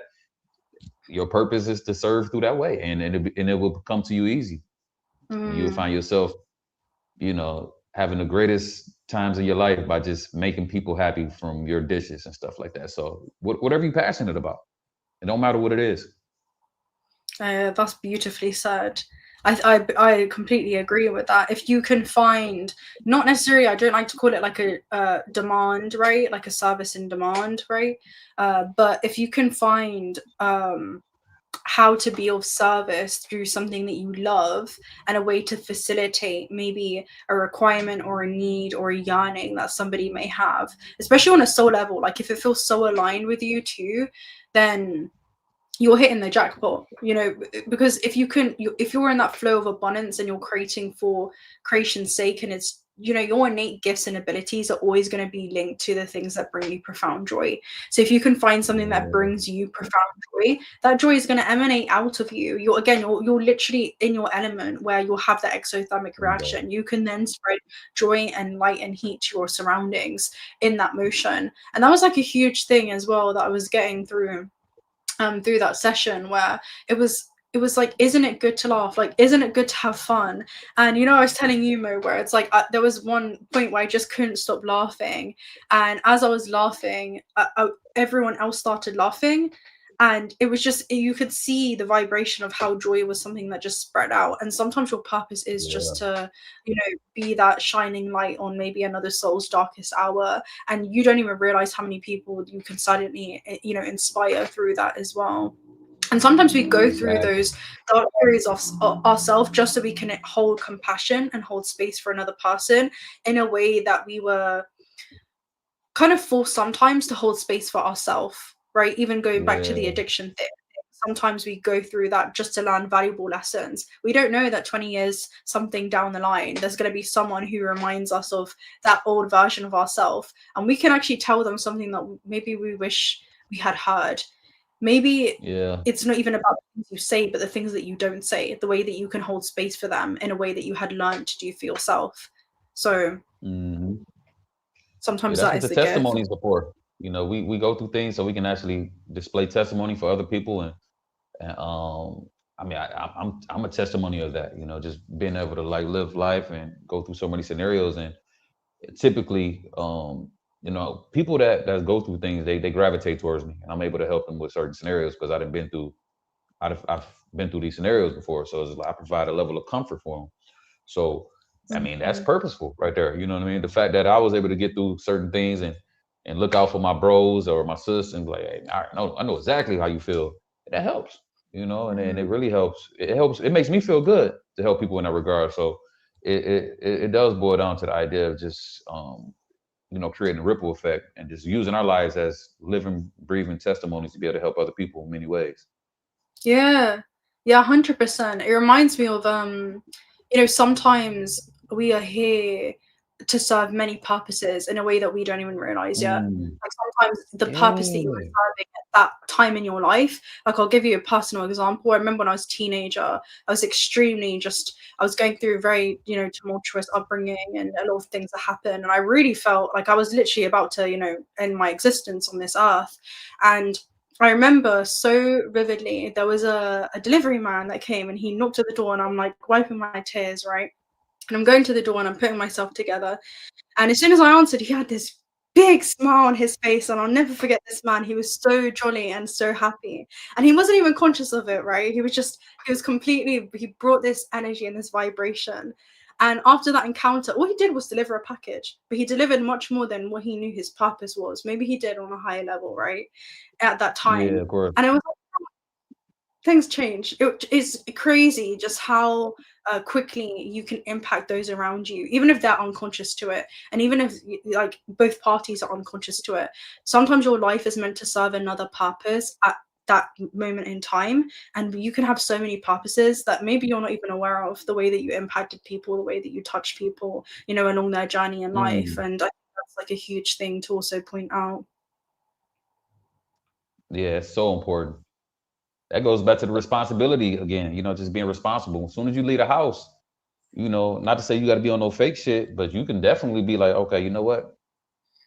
I'm a smile. I'm going to initiate the good energy, instead of waiting for the Mm, world to give us the vibrations. No, we come in equipped with the vibrations because we're literally walking lighthouses. So when you know that you're walking lighthouse and know that your smile can actually like brighten up somebody's day, that's a service. That's a service. exactly. And yeah, it might not necessarily be a like button for it or a share button, but trust me, on a vibrational scale, that's really going a long way when you can actually, you know, be mindful when you leave the house. You just never know who you may rub the right way, so Yeah. it does matter how we project ourselves every single day and every moment, more than ever. Monroe said at Mo, yes, even a sun wobbles. Did you You said get even the that? sun wobbles. Yeah, even a sun wobbles. It's true. What do you mean by that? Can you clarify that, Monroe? Yeah. Give me some information on that. You Clarify said a the little sun bit, a wobbles. little bit more. The sun be wobbling? I ain't never seen the sun wobble. I mean, it's a vibrating orbital plasma, so I think The I sun think I wobble. don't know if I'm correct, but I'm thinking maybe he's saying like even the sun, the most expansive force, can still, you know, it can still go through unstable moments. Oh, So okay. Well, trust. yeah. Okay. Yeah. Absolutely. I could be completely wrong, so we'll see. I think that. I mean, honestly, if I had to be a guessing man, so even the sun can be like blocked by the shade a little bit, but the sun is still kind of like it's still the sun. Yes, So yeah, floating behind the clouds. yeah, that's real. That's real. Yeah, that's funny Okay. when you think about nature though, because nature is kind of like we always talk about. Oh, we got to get back to nature. We love nature, natural, but nature can be violent as well. You know, the sun can. Uh, it's true. The sun can do damage. It's like the story of Icarus. If you fly too close to the sun, your wax wings may melt. That's a story about the You ego, could. like wanting to. Yeah. Someone said something. They said Joel said, "What is the void?" The void. What's it? The void is it's that place. That's the silence. Yeah, the The void is nothingness, the the silence. stillness. It's where Yeah, that's the silence. everything and nothing is simultaneously. Absolutely. And then sometimes the void is. I mean, it would be considered the unknown to a certain degree, but that's where you get the information. Like when you close your eyes and you just get silent as much as you can, and then that's when you know that information comes in. It's funny though. Even when you come out of like the void of meditation, this happens with me a lot. Like if I'm meditating, right, and I'm just just kind of vibing, I don't start really getting downloads until I actually like open my eyes and start moving around. And that's when I started having like different downloads and stuff come in. Yeah, you So start yeah, getting the into that. void. Yeah, for sure. it's like you come out of that and you anchor other information, and you're still streamlining it Mm. as you continue your day after Yeah. meditation. It's like you'll work through maybe a major integration process in your meditation, and you'll come back to that place of Hmm. stillness and connection with the whole, and then you'll be navigating your day, and it's just there's all these profound revelations that will happen about whatever it is that you were working through during that time. It's facts. PFOS said, could you please compare and contrast holographic virtual simulated reality? So they're Uh, asking, what's a holographic reality, virtual simulated reality? I believe it's all the same thing. I think everything you just said is all one and the same. Virtual reality, hologram, pixelated. All of it is. He's just basically explained the whole thing. So if we're looking at this as a hologram, we will have to, just kind of perhaps lean on the ideas of we're projecting this from our higher self, and Mm-hmm. this is a game. So it's a holographic game that we're imagining that we're having for this human experience. But Mm-hmm. as far as it being the hologram and the virtual reality, I don't see a difference in none of those things. Simulation. I mean, I kind of view that all as the same. Simulated Yeah. universe, program reality. I just think it. I think about numbers. I think about sacred geometry. I think about shapes, symbols, colors, vibration, frequency, sound. I think I said that already. But yeah, I think that's all part of the whole entire holographic universe that we're participating in. Yeah, I completely agree with that, where you don't live in the universe lives in you, and then that Yeah. field of information is something that your consciousness decodes. So the way I see it, and you might want to watch I did a reading on this when it comes to astrocartography and how it's your soul's map laid out against the world, but it talks about this external lattice, and light changes and refracts depending on the way that it moves through this lattice, which is it's like a crystal or a prism, and when light moves through, you begin to see like different ways that the soul can express itself, the soul can animate itself through form. And it basically just talks about how we are the universe having a human experience, and inside of us it's as above so below, it's as within so without. So our internal lattice, the way that we see reality based upon our belief systems, or our fears, just whatever that is that holds us back, we is then projected outwardly, right? So we don't see the world as it is, we see it as we are. And when we talk about things or people kind of downloading, right, as this virtual simulation into our reality, or collapsing through space and time and becoming part of our third dimensional experience, it's because we draw them in through resonance, right, through the laws of the universe that govern, govern you and govern the way that you move through this Yeah. construct. So yeah, it's like this, it's projected outwardly, right? You don't see things as they are, you see them as you are, right? Is that, you don't Yeah. see things as they are, you see them as you are. So it depends upon the field in which you're interpreting the field around you that's projected from you. It's like if you have a certain wound, let's just say you have a wound of like this, let's say like you have an abandonment wound or something, and that comes from like your sacral chakra, okay, and there's an imbalance there. What will happen within this simulation is then you'll project outwardly this dimensional field that you are now moving through reality through. That becomes your biggest filter of perception, where everywhere Wow. you look, you begin to play the character and embody the character that has wounded sacral chakra energy. So that could be shame, it could be guilt, Mm.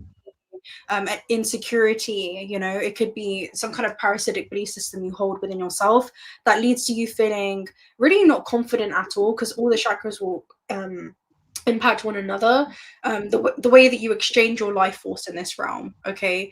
So there could be someone that comes up in your experience, and reality is going to reinforce that wound to you. So there's someone that's going to reinforce something that you feel shameful about. So if you feel shameful maybe about, for example, addiction, we'll take our example earlier, then what will happen is someone will come in and you'll feel judged in that scenario, even if that's not how someone is actually seeing you, because you have this self-judgment within yourself. Your belief Yeah.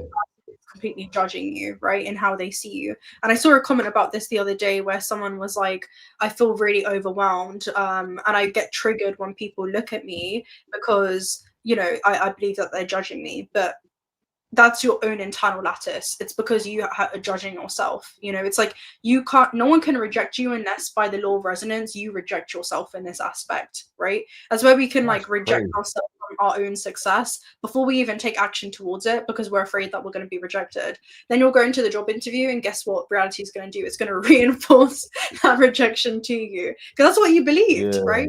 So that's how the holographic universe works. It's literally a projection of our own internal either like wounds or wholeness that we have as well. Like there's beauty that can be projected, but that's the low octave side of it, right? So that's why Right. things are going to download into our experience, into the simulation, if you will. That's the Mm. way I see it. No, that's It's super spot on. A lot of this, yeah, I feel it is on our own personal head. Yeah, we believe, and it's funny how humans we want to prove ourselves right so bad to where it's like even if it's some terrible stuff, it's like, oh, see, I told you this was going to happen. But somehow that's a sick cycle to be in, because now you're literally trying to prove yourself right about some undesirable stuff. mm, that's so spot on. You'll experience either side, like you'll experience different octaves of reality, but it all stems and originates from what's going on within you.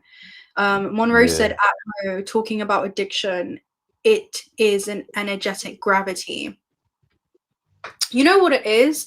I found this anyway within my own experience that when it comes to cycles of addiction, sometimes you'll literally outgrow a substance, like you'll outgrow your resonance to it.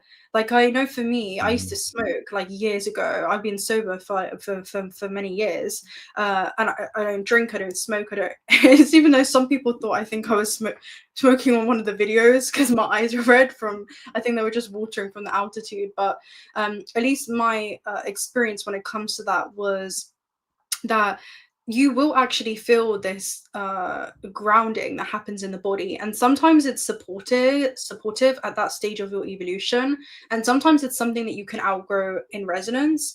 Sometimes it's things that you can cycle back to, but you'll change your relationship to it. There will no longer be like this Yeah. codependency on it. It will be utilized, any kind Right. of medicinal properties, it's utilized as more of a tool. Like people can abuse psychedelics, for example, right? Because they don't know Yeah. how to cultivate that connection within themselves. So they can rely on an external substance to, in an attempt to feel more connected with themselves. Is it a conscious tool that you're working with, or is it something that we're abusing? Because anything can be medicine or poison, depending upon, is it taken in excess, or is it something that's taken consciously in moderation? And you may even get to a stage where you're just no longer a vibrational match with that specific medicine or tool. Like it served a purpose in your journey, but maybe you'll Yeah. just feel like it's no longer of use to you. What do you feel when it comes to that? I think that is a little bit of both, because I think if you, it all depends on your level of relationship with any type of addiction. If it's like you said, it's a difference between alcohol and alcohol abuse. It's a difference between sex and sexual abuse. It's a difference between abuse and use. So if you're a person who's okay with the idea of being moderate, but you want, for me, I go long periods without doing any of that stuff. I abstain from certain things just to be able to show myself that I can be disciplined without it. I'm not attached to it, in order for me to be like, okay, if I do decide to do it at any given point, it will be done in a certain form of moderation. And everybody's moderation is different. So it's just one of those things where it's like, if I decide to do any of that stuff, I know for a fact that I can put it down at any time. And that's something I Mm-mm. have to prove to myself.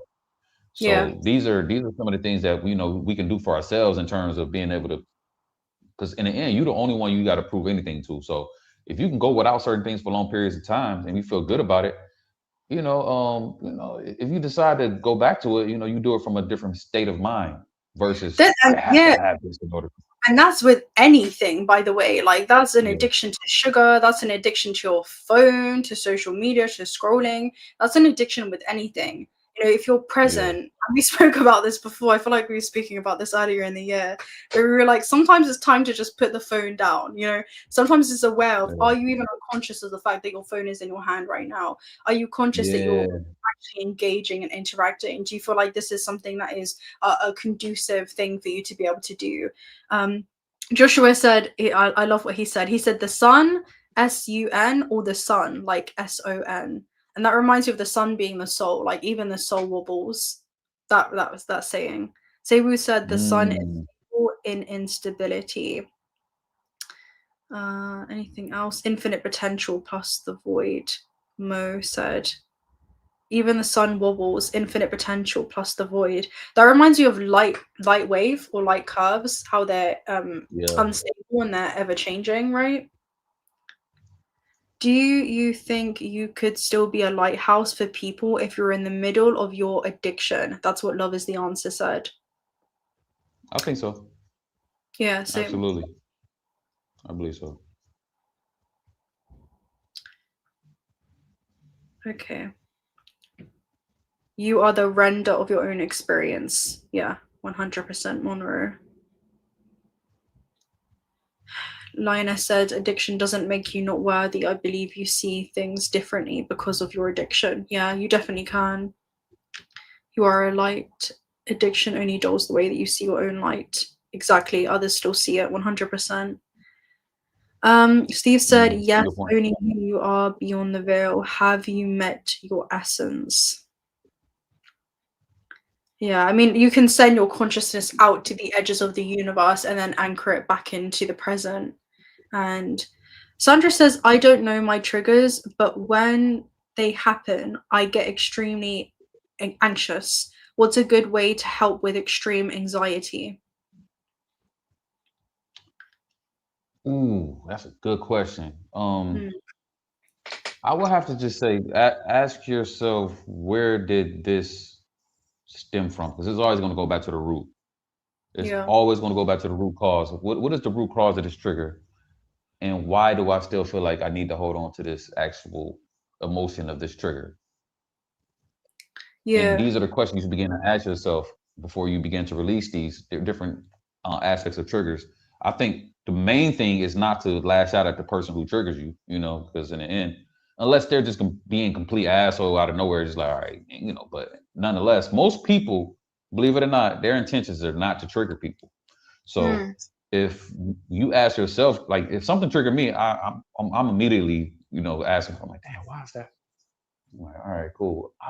Okay. And then you immediately have compassion for yourself because it typically started from somewhere along your childhood where you really didn't yeah. have much, you didn't understand when you was a kid. So it's like, now you got compassion for yourself. You're like, oh, man, this really ain't even my fault, but I'm gonna take responsibility for it because I don't Mm-hmm. want to keep being triggered by the same thing. Because guess what? Is as long as you allow yourself to be triggered by it, you're going to continue to be triggered by it until you address the trigger and realize that you don't even hold on to it no more because it's your belief in that trigger will brings it those emotional signals. Yeah, 100%. I agree. I think when anxiety arises within the body is telling you something. The body is actually asking you for you to sit with what that feeling is. And sometimes you don't know what that trigger is, right? Just by the feeling, just by that sensation, because the emotion can become so strong and so profound and concentrated that we actually forget the information behind it. We can't even see it clearly. It kind of that emotion Yeah. clouds our vision. It kind of distorts the way that we see what that information is. So the best thing to do is when you feel triggered, I would say sit. This is why meditation is it's such a necessity. It really is a tool, and it's Yeah. something that when you consciously utilize, you'll notice this throughout your day. Okay, so what I would invite you to do is to sit with yourself, to sit with that emotion. Okay, even I think Joe Dispenza does this kind of a meditation where you sit with that emotion. What was your biggest trigger over the last 24 hours, over the last week, over the last month, whatever you want to do? See what arises within the body, because it's incredibly intelligent. It will tell you exactly what that is. And it usually is going to come with the memory of an event. Okay, that emotion is going to open up this Hmm. whole database of Yeah. memories, and have all kind of thoughts around it, right? Maybe a character that had played a part in that story. Maybe it's just something that triggered you and it made you feel anxious within your body. Whenever you feel anxious, does it come from love or does it come from fear? It's usually stemmed from feeling unsafe. You felt unsafe in a Yeah. situation. And what you're going to see is some type of event that had triggered you. Now, if you can begin to observe your emotion, okay, almost like put yourself in the state of the observer and pay attention to where is that trigger showing up in the body. Is it a trigger maybe in your solar plexus? Maybe is there a level of lack of confidence that you felt? Maybe it's a level of disconnection that you've had from the self. Maybe it's like self-trust that you need more of, right? Maybe it's where you've doubted Hmm. yourself. Maybe there's some type of wound there. Maybe there's some kind of shame or guilt in your sacral chakra, right, that has been triggered, but you're going to see exactly what it is. And then you can go into that circumstance and you can, this is a lot to do with epigenetic reprogramming. You can even go as Mm. far deep into, you're often going to get like, again, a database of memory. So it could even be, Yeah. again, like Mo said, going back to the root. You can literally go back Yeah. to this event that happened in your childhood and you're going to see, okay, that was the circumstance where I took on that belief system. That was the moment Yeah. that that trigger was formed. I formed a personality around that belief system, right, around that event, and that was a survival mechanism that I've still been carrying with me to this day. Maybe I've considered myself as a shy person, but really that's the moment that I was disempowered and I began to dim my light. Okay, so then you sit with it and you provide yourself with what it is that you need most in that moment. So maybe if you felt that anxiety, how can you fill your body with the feeling of, maybe in that circumstance you needed acceptance. Okay, maybe you needed compassion. Whatever it is, you can supply yourself with it. You can supply yourself with that stability in your body. Maybe you needed to feel safe in your body. Maybe you had dissociated with yourself and you needed to be able to actually connect with yourself on a deeper level. And then that's when you begin to perform alchemy. That will actually heal the connection, right, that you've been entangled with, and those cords will then begin to dissolve. Actually, that's what alchemy Mm. is. It's where you will now look back at that situation. Maybe you'll come back to an event in waking life that used to make you feel anxious, but if you do this properly and you heal it and you restore it, you will actually begin to notice maybe what has arisen within the body, and you can give yourself what it is that you need in that moment that you thought that you needed from the external. So maybe even if there's something that happened, like, oh my gosh, there's like a payment that came through, I wasn't seeing that coming, and there's like a huge chunk of change that's come out of my bank account, I'm beginning to feel unsafe. Maybe there's like, themes like that in your life. Okay, how can I fill my body with safety, right? Let's fill Yeah. our body with security and stability, Hmm. right? Let's be grounded in the body. What do I need? Okay, I am abundant. I am an abundant being. So you can train your body. You need to be this. So many of us are disconnected from ourselves, from our body and what Yeah. it's trying to tell us and the information behind it. And it's because we don't want to sit with what's happening in the present moment, because you have to Yeah. feel deep anxiety, that deep fear, so that you can alchemize it. Okay, again, you're living in this dualistic system, so you are here to kind of feel the full range of human emotion and that contrast. And you'll notice one thing: it will either come from a place of fear or a place of love, and oftentimes it comes from that place of fear. Even if it's like judgment that Yeah. you've been feeling over the last 24 hours, or frustration, it usually comes from a place of fear. Frustration will then have a sublayer of emotion with anger, and anger will be fear. Hmm. Okay, you'll always notice that within yourself, but you have to sit with yourself. This is why Mo said earlier, the work, the hero's journey, it's not for, like the faint of heart. Like if you think it's like a light Hmm. and love kind of thing, then it's you're going to be in for a rude awakening. But those who Yeah. are ready to kind of step into that next phase of getting to know yourself and honoring the soul's journey, and really embracing the full range of the human experience and unlocking the incredible potential of the human, this is a beautiful tool that you can work with. And yeah. Yeah. And it boils down to recalibrating the central nervous system back into its original and natural state. And every time you get these emotional signals that shoot off and fire these triggers, you get a chance to breathe all as well Mhm. energy into your system. And the more and more you do that, you can recalibrate your central nervous system to a point where it's like the triggers would over time lose its grip. But Yeah, you can never tend to feel, them. Like yeah, you can never tend to never them penalize. enough. Yeah. Exactly. So don't penalize yourself for being triggered, and 100% Yeah. don't penalize the other person for triggering you. Just use it as an opportunity to recalibrate your central nervous system and speak Exactly. to yourselves. You have to. You got to speak to yourself. You got. This is all about being able to know thyself and being able to speak to yourself. It's like, oh, all is well. It's all is well. And it's the more and more you conjure that type of energy, the easier it does become to like deal with anxiety and stuff like that. Because anxiety is always, like you said, it's just something showing you where something is off, right? And the reasons why we have anxiety, it tends back to, it always comes back to something that was placed on us. It's just that's the Mm. game, and that's where forgiveness is very important. That's why shadow work is very important. And what you said is sitting with these things. Sometimes I sit with stuff the whole day. I'm like, damn. It's like, and I have to remind myself that it's okay if I put it like this. That's a form of wealth and abundance. The fact that I can sit with something and have the time and space to actually figure out what's going on with it, address it, look at it, and then come out better. I love that, you know what I'm saying? Because I get a chance to get better in that moment. And so it's giving me a chance to grow and expand. But you can't be afraid to sit with these things, no matter how uncomfortable it is. Because the That's key is to get back to our natural ways. Yeah, that's beautiful how you said it, because it's almost like you're inviting an exploration of the self. Like, get curious about the self. Get curious and think about Hmm. yourself as an investigator. Where did that anxiety come from? Because you can go down. I Yeah, go every day into, and I know Mo does as well, going into hypnosis, and you can go all the way back to the mother's womb, and you can actually feel the mm, anxiety of the mother as well, and where that stemmed from. uh, It doesn't yeah, even start with you. Like, it dates back generations, so that you'll see this as an yeah, ancestral thing. Like, you can get to know your bloodline through going within. It's a trip to inner space, and yeah. you'll see everything is connected to everything else. So Everything.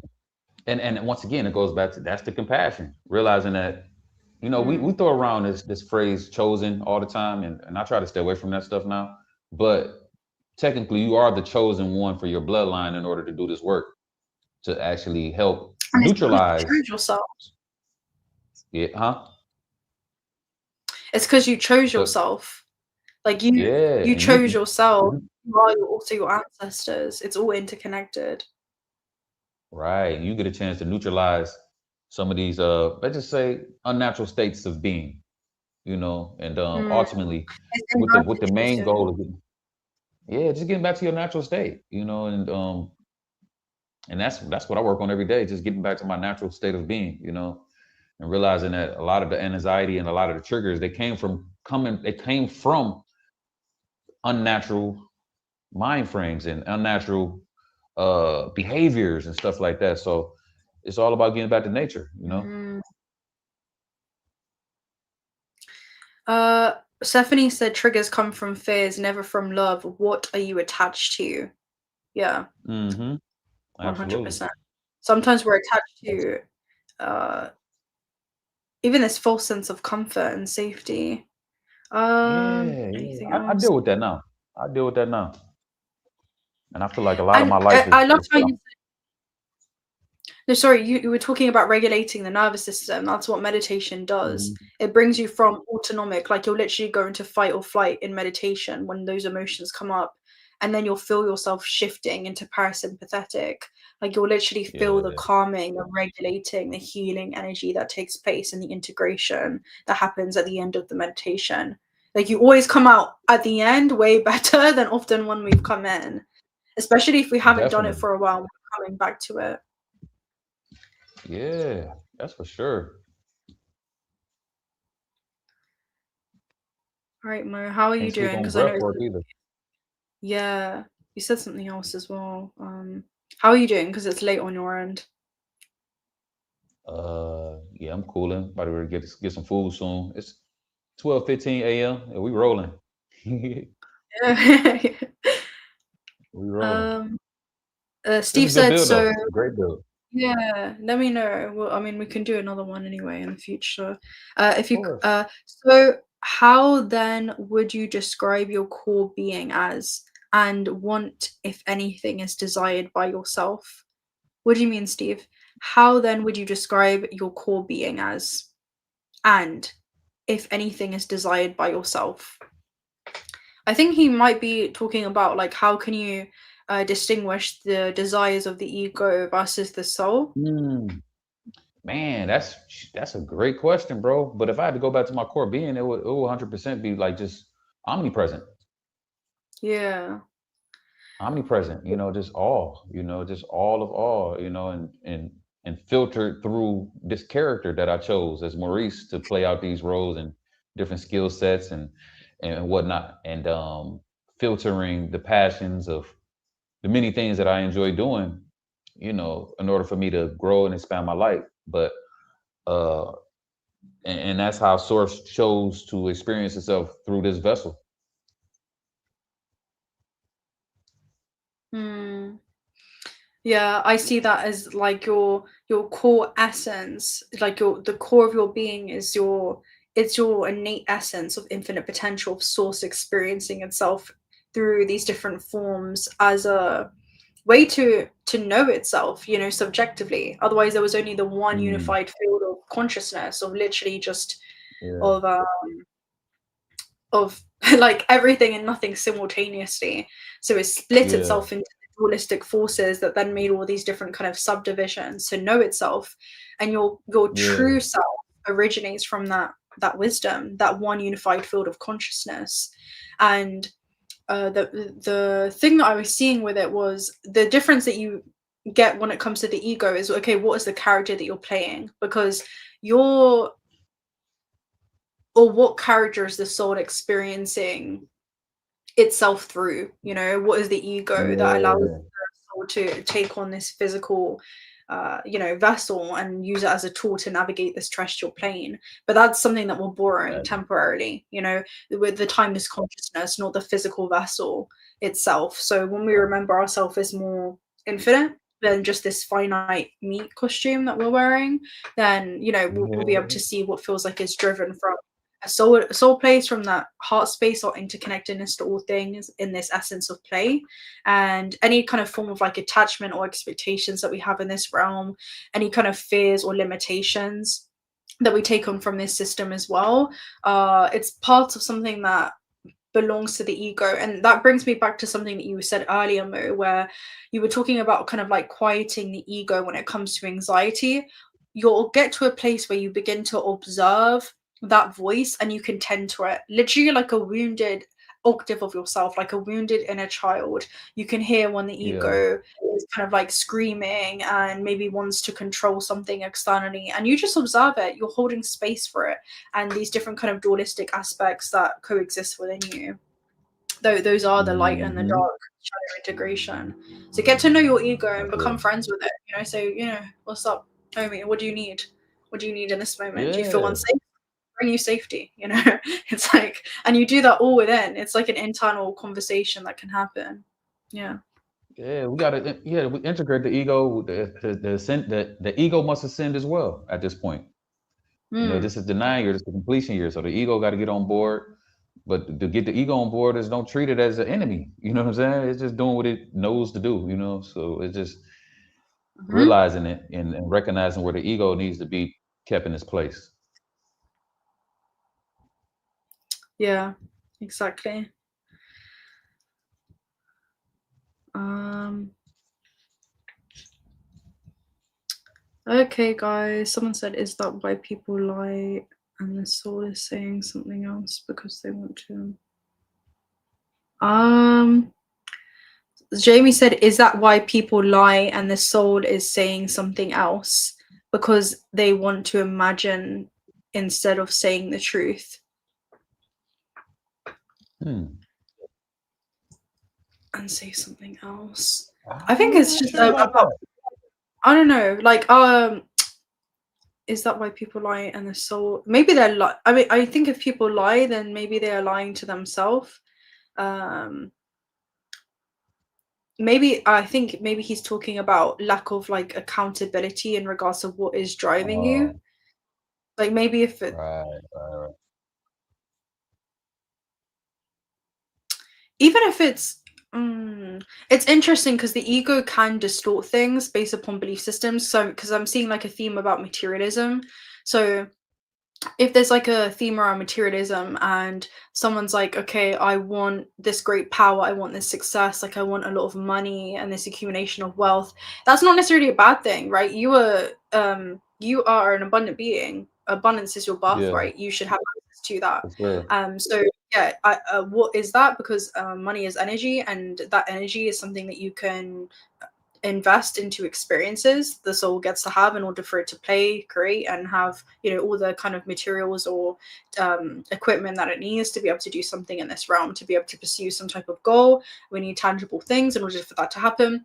It's not a bad thing, but there could be a hidden ego, fear, or driven factor that the human has not yet considered around. Maybe there's an illusion of a safety or security that's found upon the reliance of external things. Maybe it's because of how they're going to be perceived, and they don't even realize that's a hidden driving force or intention. So maybe it's like, I Yeah. want status, money, and power because then I'm going to be seen as someone that is, um, on top of the world, or it really.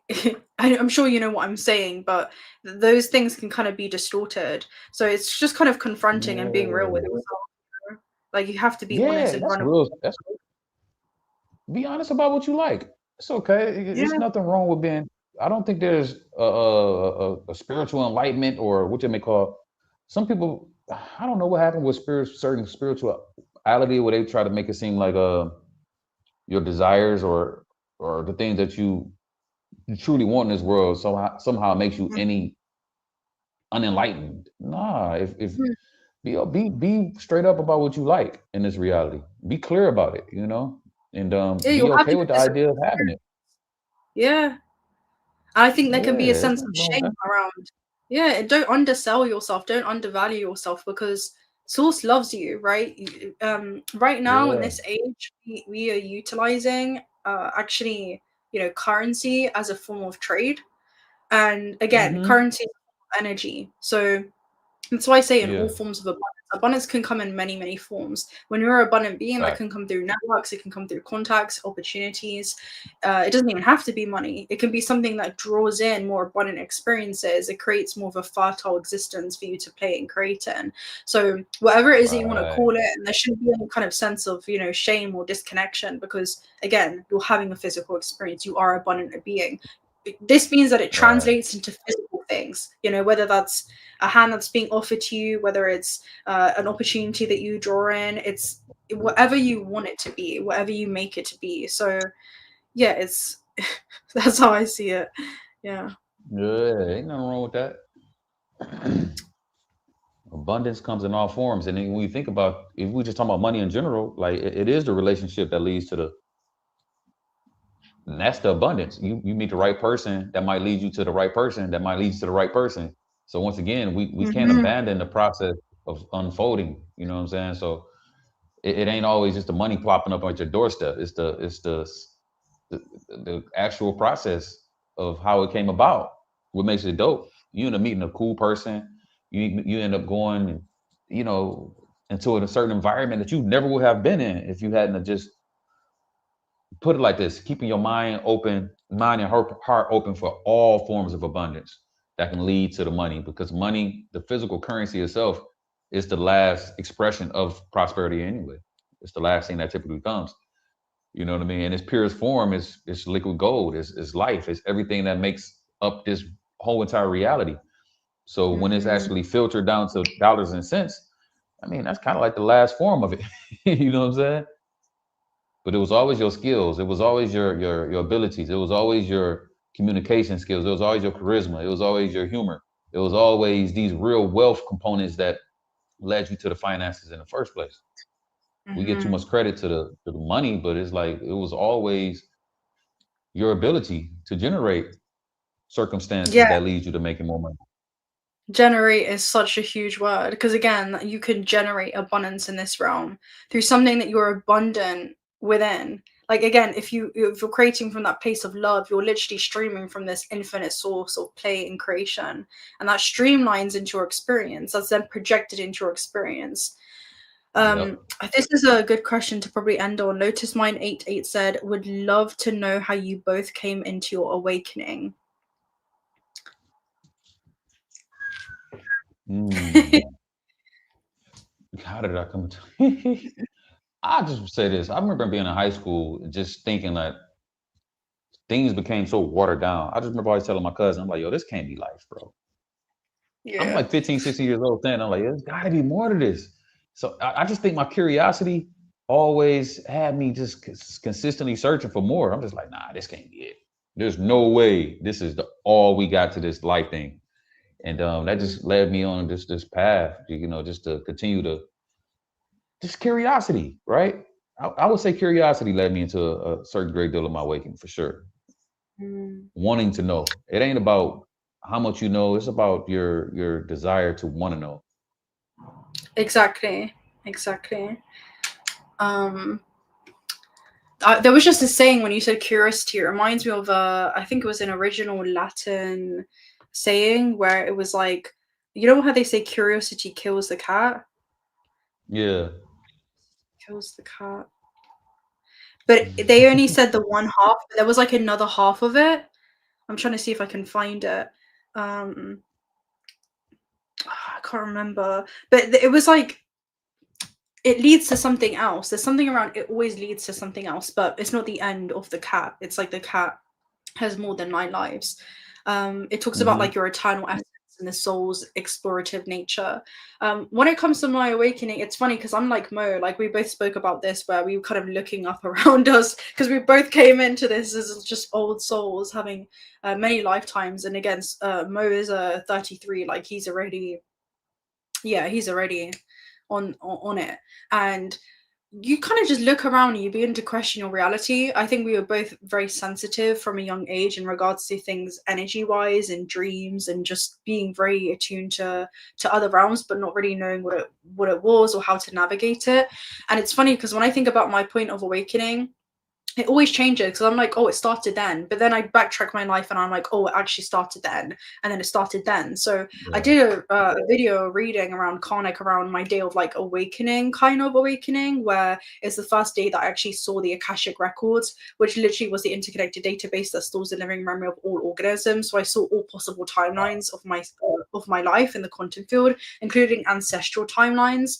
And I was tuning into something far greater than me than I was able to draw information on, and it changed the way that I felt about my journey on Earth because there's intercommunication that happens between plasma and also your plasma origins, which it circulates around the cell. So it's something that resonates on a soul level when it comes to how you relate to your journey on Earth emotionally. So that was like a Yeah. huge awakening for me that happened in 2022. But then I think about when I was a teenager, even like a decade before that, and I was going to Egypt and I wanted to live there as a teenager. I had gone there for many times growing up, and I was always into stargazing, and I was very much into the stars and connecting with the planets.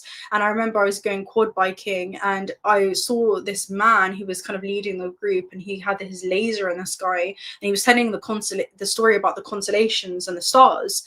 And I remember just being in awe of him and in admiration and this deep connectedness where I was like, okay, wouldn't that be a cool job? I would love to be able to do something like that. I didn't have any like limitations or, belief systems that were kind of, distorting this. I just felt, that's something that I want to do one day. And after that, I started studying like astrology and all these other, divination arts and everything. And I just was being led on that path before I even knew it, and then you can backtrack and Yeah. backdate it even before where I started studying dreams as like a child. So there's always this incremental cycle that you see in a linear fashion, but everything led into everything else. And it was all Yeah. in divine alignment. It was like it happened exactly how it was supposed to happen when it happened. And that's the beauty of not interrupting the soul's process and just respecting that every sovereign organism of consciousness is literally in its own unique cycle of evolution, stages of evolution that it moves through. That's real. That's super real. Yeah, And it's funny when I'm you sure go you back and like pinpoint those, when you time stamp those moments, it actually makes you feel, it makes me feel better. Like, oh damn, I kind of always been into this, yeah, you yeah. know, 100. levels of just curiosity. So it's like I really don't remember not being interested in spirituality. I Yeah, feel like I was same. always into it. You Consciousness know what I'm saying? forever expanding. It's like when you stop learning, then your soul starts. It's not that it ever becomes stagnant, but it just it's a journey that you're continuously learning on. The more that you learn, the more that you know that you have to learn. When you know nothing, Yeah. you know everything, right? When you go to the places where there's nothing, because Mhm. that's where everything is. So Yeah.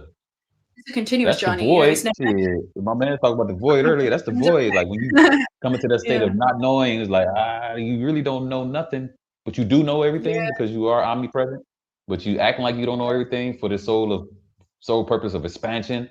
It's shit mm, crazy. literally. And when There we think we know everything, that's the ego. You'll be very humbled you if go. you when you have a near-death Yeah, experience or an IDE as well. You will be humbled very quickly, and sometimes life will humble us. It's like you think that you knew everything, and you'll quickly learn that we know nothing at all. that's Really, facts. yeah. That is facts. Yeah, those moments are so altering. Yes, they were 100%. It was definitely it's those there's power in admitting you know nothing. 100%. Hmm. It's okay. 100. There's no like. It's funny though when you think about it like that. It ain't like, there's not a scoring system or a point system based on you feeling like you just the most wisest, enlightened person in the world. It's like it's okay not to know, and it's okay. Yeah, Like and we were talking about it earlier about arguing with people. It's like, all right, you right, you got it. yeah. Really need Well, to know all the just answers. uh, A scapegoat said, "To know is to know we know nothing, but the synchronicities confirm that we do 100%." Steve Love said, "Does Mo have a channel? If so, channel name, please." Yes, Mo. You'll find it also in the description box of this video. You should see some links mhm. to his channel. But Mo, do you want to tell people what you're up to, how to find you or get in contact with you? Yeah, right now, Instagram, 𝓲𝓪, 𝓲𝓪𝓬𝓪, just like my name on her. You can follow me on that's my main page. And you can hit me up on there. That's cool. And my YouTube channel, it's called 𝓲𝓪 Show. 𝓲𝓪 Show.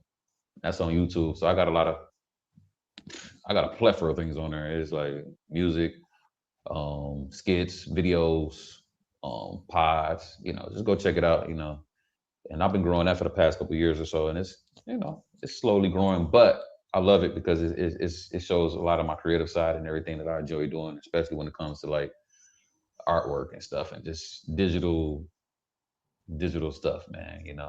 But yeah, 𝓲𝓪 on Instagram is cool, and right now I'm out in Cambodia. I live in Phnom Penh, the capital city. I'm actually out here playing ball, teaching basketball, getting involved with some musical things out this way, and fashion, of course, and just providing the greatest service that I can daily by just being myself. You feel me? Thank you, Steve. See, Steve said, "Thank you. I will stop today." So, Sarah says you need to eat. Sarah says that you need to eat. Ah, I'm about to go cook for sure. Yeah, Yes, enjoy. sir. I know that you're I having appreciate your it. yeah, you're having your 12th house, 6th house aspects. So you're cooking, you're performing alchemy as you cook, seeing the Yeah, food for sure. infused with gold and applying the practical things into the spiritual into the practical. Hmm. All right, Mo, thank you so much for thank you so much for this co-creation. This was beautiful. Oh, for sure. We definitely got to build again, for sure, for sure. Yeah, We got to definitely. We'll do this get again these very in soon. because yeah, it's, You it's guys really therapeutic for me, and hopefully that it can shed some light for other people and help them on their journey as well. I mean, yeah, that's what we're here to do, to help each other. 100%. Thank you. Thank you so much. All right, guys. Thank you so much for everyone who participated in the live. Also for your super chats, were deeply appreciated. And yeah, we'll speak to you very soon. We'll let you know when we're next hopping on live. Also, let me know in the comments down below if you guys would prefer. Today I had to stream it last minute because the first one didn't work. if you prefer it in a vertical context or a landscape context for next time as well, because I think this time you've done it vertical. But yeah, thank you guys so much. We hope to see you very soon. If you're not already subscribed to the channel, do consider subscribing to Mo and I's channel. And yeah, we'll speak to you very soon. Until next time. Bye. Appreciate it. Y'all be easy.